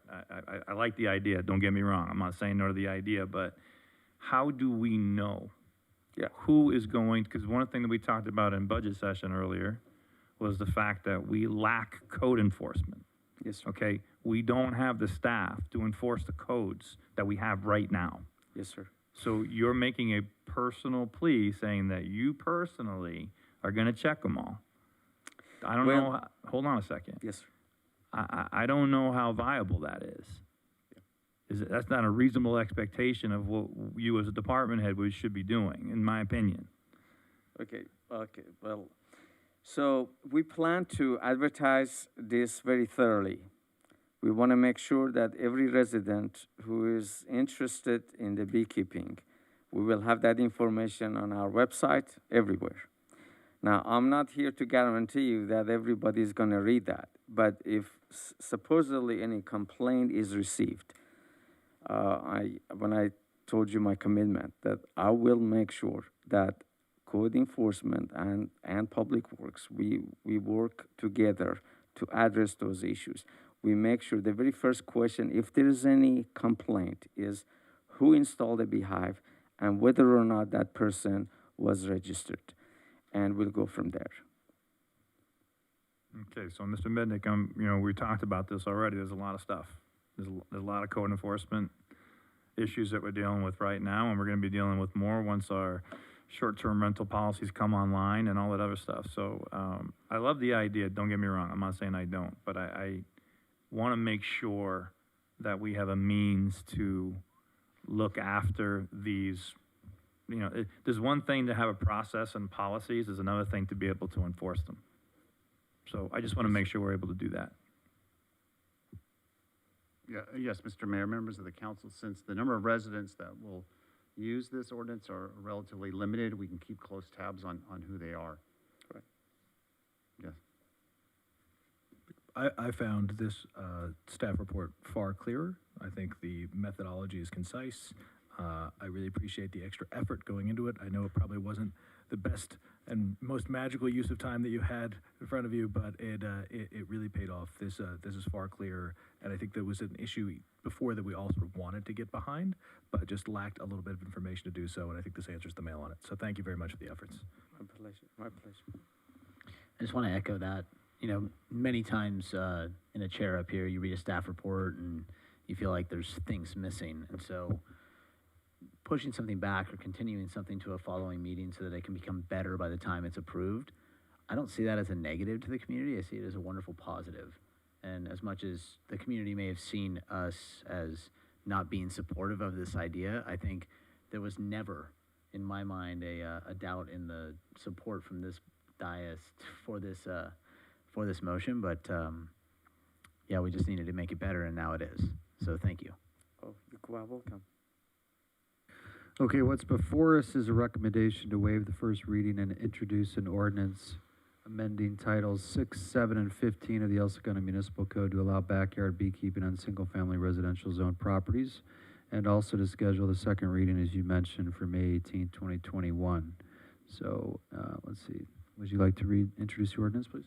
Yes, Mr. Mayor, an ordinance amending titles 6, 7, and 15 of the El Segundo Municipal Code to allow non-commercial backyard beekeeping in a single-family residential zone district is now ready for introduction. Who would like to introduce? Thank you. Drew? Excellent. Thank you very much. Thank you. Okay, next up, item 7, Development Services Director Salary Range Adjustment. Mr. Mitnick. Mr. Mayor, members of the council, I'll present this. Our HR Director, Rebecca Reddick, is available in Zoom land if need be. Earlier this evening, we recognized the service of Sam Lee, the outgoing Development Services Director, upon his retirement. We're getting ready to do the recruitment, and we take a look at, as we go into a recruitment in a situation like this, at the compensation package. And as articulated in the staff report, this position is below market. So in order to be competitive, this is an extremely important position. We document that in the report. Staff is recommending that council adopt a proposed resolution which would modify the salary range by 10%, still below the median, but on par on the salary side with our neighbors in Manhattan Beach. Staff's available if you have any questions. Thank you. Colleagues, any questions or comments? I shudder a bit when we compare too much to our peers outside of seeing the salary bands, because remember, those are our peers next door get 14% of their property tax back, and we get 6%. So it's a very different tax base, and they're more than twice as large population-wise. I know we have a larger commercial sector than they do. While we may appear below range now, I suspect at the time we set these salary bands, they were not, and that was just a few years ago. So we may have had the misfortune of timing our price point just before other salary agreements were reached in our area. But I somewhat have concerns about doing these step changes individually and piecemeal. I understand that we have one less director position than we did previously, so that mitigates and militates in support of this. But at the same time, it just seems, and I know I've shared this with the city manager, it seems odd to me because it's out of step of when we devoted hour after hour after hour after hour to setting these price points. And so it just seems to me to be, it's difficult. I think this is how city councils can get into trouble chasing salaries when you do them one at a time without looking at the fiscal body in total. Because I can see us here next year with the next opening do the same thing. We end up with this race to the top as we continue to chasing a salary band, and then our neighbors next door look at their comps and they go up, and then we look at our comps and they've gone up because we inadvertently are bidding one another up in the same way that our housing developments do. So I just have some concern in that regard without seeing the total picture of the salary positions as we normally would when we do employee compensation. Thank you, Mayor Pro Tem. I think the only thing that I wanted to mention, Mr. Mayor, thanks. I think you just knew I was going to say something.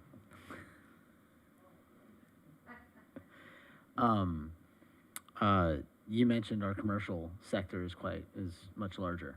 You know, and I think about our tax basis and what brings in tax revenue, and you know, when we've been involved far too often trying to put fires out in planning building safety, with people getting their plans stuck there or not getting a response time that they want. And when you think, and I know, Mr. Mayor, you have this stat ready for me, but how much money do we have in development going right now? You've said it before, square footage. 1.1 million roughly current development. No, wait, 1.1 billion. billion. Thank you. 1.1 billion. You know, and you think that the director of building and planning safety, as much as no, they're not the ones bringing that to life, they play a very integral role in getting those projects online in a timely manner. And when those projects come online, that means revenue for the city, which revenue for the city means that we can do CIP projects and we can do other things. And so as much as I'm with you, it should be looked at holistically. I think for us to have the individual that we all want in that role, we're gonna have to pay more for it, unfortunately. And that's just the reality of life. And so for that, I'm in support of this. I want to restate something. It's 1.1 million roughly of square foot currently under construction in El Segundo right now, commercial. I don't have the monetary amount, but that's the square footage is being redeveloped. Thank you. Good save. Good save. Just to echo a little bit on what Councilmember Nickel was talking about, I think the Development Services Department is disproportionately important to us when you have 98% of your revenues coming from business taxes, and that's, we've talked about that under how many campaigns now, but it is truth. It becomes of the utmost importance to staff that position as capably as possible. It's for the current and future growth of our city that we have a department head that can handle this, because I don't believe our development opportunities are going to get smaller. I believe they're going to grow. So I do believe it's important for us to take care of this. Now, that being said, one of the questions I do have for you is, we haven't even started the search yet, have we? Or have we just begun the search? So have you not been able to recruit candidates in based on the salary band that you have right now? Or are you just anticipating that you would get a different class of employee if you do bump that salary up? We have not started the process. We have a firm selected, and tomorrow morning the flyer will hit the street. So, yeah, and we know what's in the marketplace, and this is in anticipation. Okay. I share Mayor Pro Tem's concerns. I also know we've been, as much as I harped on how much more there is to do on our budget for future years, I also feel good knowing we've been incredible stewards up here, and we've taken every decision very, very seriously and with much scrutiny. So I'm prepared to support this. I think, though, it would be nice if you could come back to us. I'm not sure when, Scott, and level set. I mean, to Mayor Pro Tem's point, we'd like to be done, and hopefully this is the one.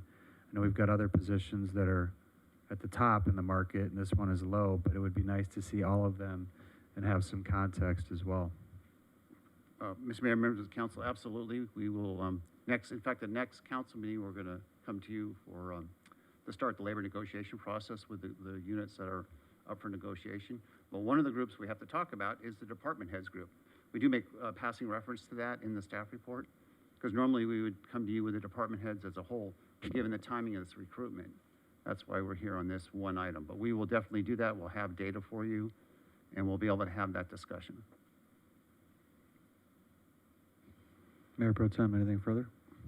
It's just difficult. Again, obviously, we're trying to recruit for a role, but when we do this outside of the normal level setting, we end up, in this, it's a salary cycle where we end up chasing, and then the neighbors level set off us, and then we level set off them again, and we end up with a position that we're in. Look, California's an expensive place, but it's difficult to look at our residents in the face. And remember, when they look on TV and see the Secretary of Housing and Urban Development, that person's salary is going to be about the same as the Director of Development Services in the city of El Segundo.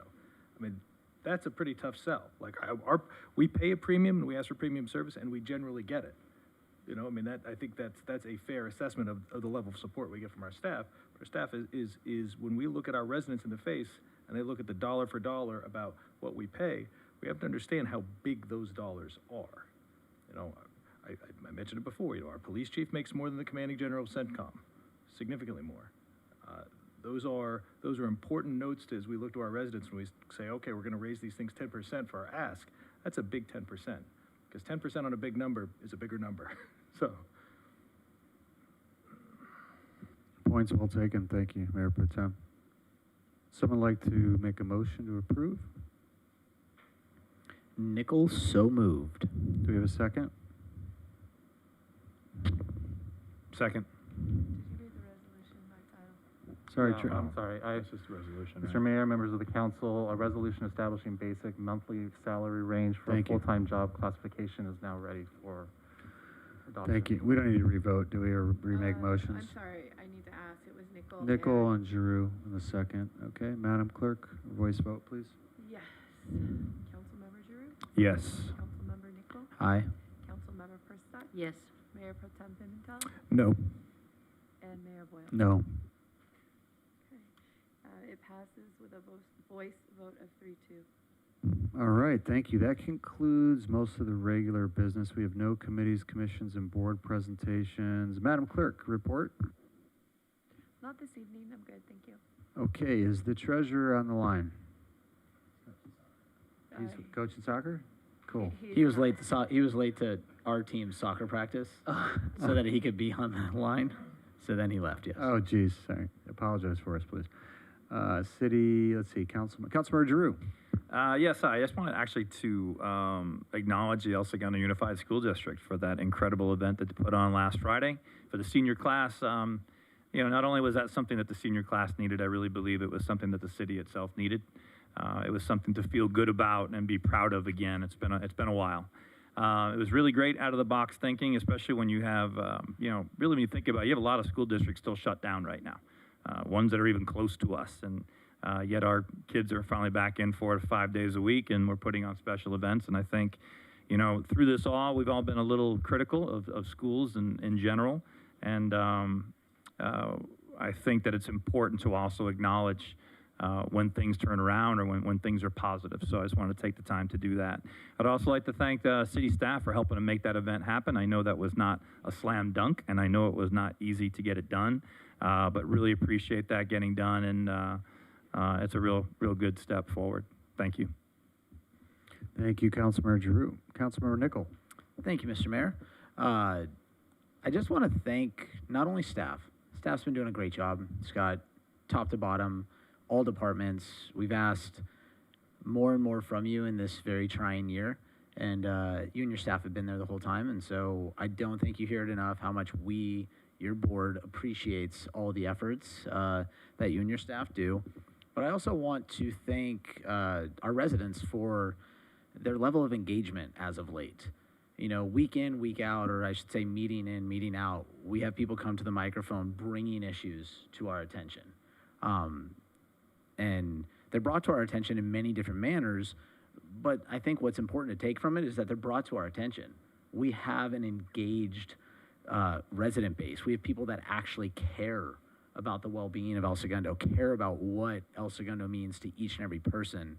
I mean, tonight in public comment, you have people that are like, hey, what's going on? Where are you on this? What's the status of that? And we need more of that. I mean, tonight, well, Matt wasn't here, but 4 of you received, your certification of election. And in the last council election, there were 3 seats available, and 3 of you ran, right? And I know none of you really wanted that. You guys wanted, like, hey, let's have these forums and let's discuss. And and if we can continue with this engagement from the community, there are lots of qualified people in line to come and take these chairs. And that is a wonderful, wonderful thing for this city. And so I just want to thank our residents for their engagement, and I want to continue to encourage them to have that engagement. Get involved, make a difference. If you want to sit in this chair, come sit in this chair and make these decisions. It is not easy, it is not that exciting sometimes, but if you care about this city, then I welcome you here. Thank you, Mr. Mayor. Thank you, Councilmember Nickel. Councilmember Perstock. Yeah, I just want to thank our city clerk and her team and everybody for getting us here back in person and putting up with us. I think it's great to be back. And I also want to thank the Parks and Recs for opening up the Acacia Park. I know that many children are playing in it, and it's a beautiful park. It's got great interactive toys and things to play on. So thank you very much. And I'm just happy into the engagement that many people are going to our restaurants. It's great to see them out and bustling. And please, I went to the Point on Sunday afternoon for a cup of coffee, and it was very hard to find a table. The place was packed. So thank you very much, and I wish everybody a happy, May. Thank you, Councilmember Perstock. Mayor Pro Tem. Nothing to report, Mr. Mayor. Thank you, sir. I was at the Point for lunch this afternoon, and it was packed. I mean, True Foods, everything was just bustling. So I don't know, it's a good sign people are going back to work, hopefully. I'm going to try and do this quickly. The South Bay City Council of Governments is now providing highlights of some of the things that the Board of Directors have taken action on. Mayor Pro Tem knows as well because he now serves in LA County Sanitation District. There's the project called the Clearwater Project Construction Update, and that's basically replacing huge tunnels that go out to the sea. Do they not? Yes, right? You want to touch on that real quick? Yeah, they're replacement tunnels that go all the way from Carson. So the sanitation district serves our city east of PCH, but the sanitation district itself covers a massive swath of LA County, running north and south. And the Clearwater piece replaces these giant outfall tunnels that take treated water, much like we take it out to Hyperion, out to the ocean. This takes the treated water from Carson due south through San Pedro. Those tunnels are, more than 70 years old. They are not earthquake proof. And they're over capacity. And in one point, the grade is such that a significant seismic event would be disastrous for the ability to move that stormwater and wastewater out. So they're being replaced with these enormous tunnels, with these almost science fiction level boring machines that are going. And it starts about 60 feet down in Carson and will bore all the way out to the sea near San Pedro, largely paralleling the current pipes, but not quite. And they did a big naming process to name them, but it's an incredible, incredible feat of engineering. Yeah, and it's pretty much the same technology I think Boring Company is using, right? With these robotic, boring devices. Yeah, it's very similar. And so I think the good news, too, I don't think most of the peninsula is affected, I believe, right? And the residents won't even, though, feel it, right? In theory, you should not at that depth, and there's significant bedrock there as opposed to the sandy soil we have, but that's the science of it. And you're dealing with, without sort of belaboring the world of sanitation, you're dealing with places that have been plumbed, 100 years ago. So not all the plumbing is marked, so every now and then you have an adventure of finding some things down there that were unmarked, previously not noted. Interesting. Okay, we also have Assemblymember Marisucci, who's not our Assembly member in El Segundo, but nonetheless an advocate for local control, introduced ACA 7, which the COG is unanimously supporting. That's protecting local control rights for municipalities. And also, we've done a bunch of legislative visits. Of course, they've all been virtual. I was on the call today with Assembly Member Autumn Burke, our Assembly member. We've been on the calls with O'Donnell, Assembly Member O'Donnell, Senator Sidney Kamlagar, and others to talk about local control and get a sense of what their position is on housing. I know Mayor Pro Tem's been working on that with the contract cities as well. And your colleague, Stacey Armato from Hermosa Beach, has been on those calls. And they're really well received, and we're getting good feedback about how to approach the legislation with more creative solutions, some of which Chris and his colleagues have been working on. And let's see, that's it on that front, but I had a couple other things really quickly. The fireworks, I know we're pursuing that or plan to if the county will allow. Redondo Beach is voting on that tonight. And we sent an email to all the members of the Council of Governments, Board of Director members, there are 11 cities there and jurisdictions, to ask them what they're doing, encouraging them to consider fireworks as well, so we don't feel the brunt of it in El Segundo. And then I just want to close with our, well, I'm sorry, City Attorney and City Manager. I just want to make a comment, though, before you go on. It's not going to close in memory of, but I just want to recognize that we have many families in El Segundo that either came from India or still have family and friends in India, and all the suffering and pain that they're going through there. We wish them all our condolences and prayers.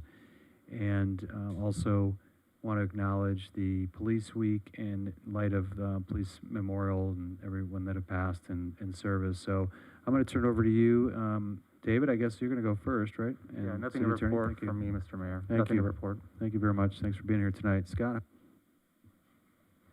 Mr. Mayor, members of the council, a few things by way of follow-up. I've already addressed that, the items raised regarding the proclamation, the middle school project, and the last item was the Puckett allegation. So we're following up on those. The next council meeting will be in 2 weeks on May 18th. We have a number of items. We have a public hearing, exciting public hearing, development that's gone to Planning Commission. Now it'll come to council, 650 Pacific Coast Highway, an office development project, very exciting. We have some action items for the council. CFO mentioned the pension obligation bonds. So there'll be some action items for you on the approval of the preliminary official statement and other related bond purchase items. Parallel parking along El Segundo Boulevard, the pilot project, we have a recommendation on that, and to the bottom line to move forward in getting more parking into Smoky Hollow. So we're spending time on that. Appointments to the library board, you've interviewed 2 candidates, so to confirm that. The diversity, equity, inclusion commission or committee update and items for council to act on, that'll come to you. And then the city clerk will be present a report on establishing the election dates for 2022. Darnell, can you come up to the podium? I want to give a shout out, because you gave a shout out, I mentioned the clerk and others. This is incredible, the technology that's staring at us today.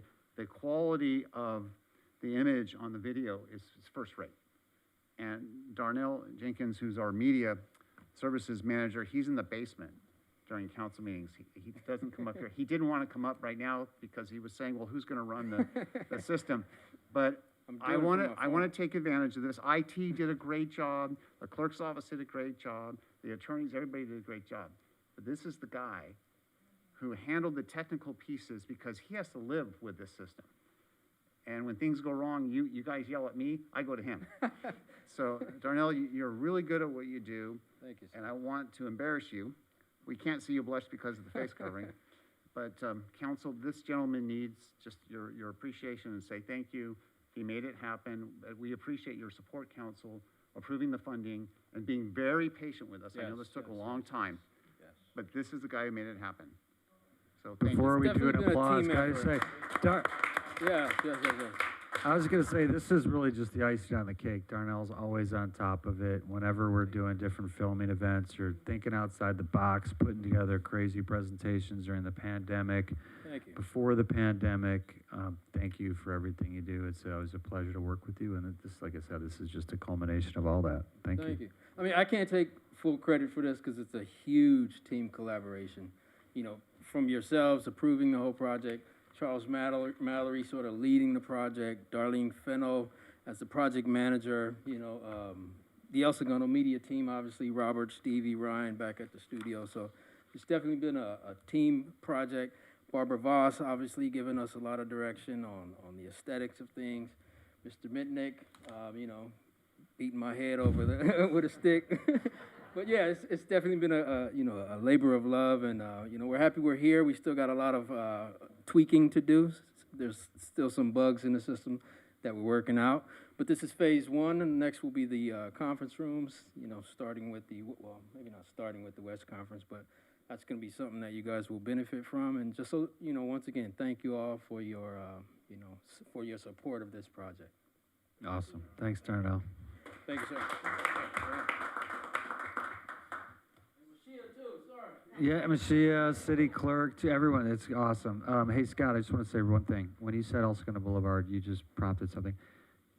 As part of the CIP, would it be appropriate to get an update on where we're at with streets? El Segundo Boulevard in particular is a big gateway street into our city, and the road is in pretty bad shape. So I know that was on the, I know that's on the plan somewhere, I just can't remember which year. Yeah, well, you want to do it right now? Or No, it would be good. On June 15th, when you do we'll the do that. CIP. Okay, sorry, thank you. Good evening again. The design is almost 80% complete. I'm sorry, Elias, I'm thinking more, I know you're gonna come back on that. I'm just talking about El Segundo Boulevard, not restriping Smoky Hollow, adding parking capacity. I'm referring to east of PCH. The road is in pretty bad shape. We'll follow up on that. Yeah, just resurfacing. I know it was on the calendar. I just can't remember when, because it's come up now. This predates you, by the way, Elias, the talk of El Segundo Boulevard. But I was just saying, if we're going to look at CIP, it would be good to know how the streets are going to be redone as well. It's coming up on the eastbound lanes come up shortly. The eastbound lanes go to one lane passage, I think, within the next month. Yeah, I thought that was more though utility. It's part of utility, but you'll get resurfacing through. I don't want to overstep. Yeah, but it's just, I noticed it because I'm in and out of there all the time to go to campus El Segundo or whatever, and it's just, the road is pretty bad, and that is the way people come into our town, typically off the 405 that way, so. We'll definitely do it. We'll follow up, we'll either make it part of the June 15th budget hearing, or we'll do both, a brief on that, and then come back at a subsequent meeting with council, give you a more thorough update on streets in general.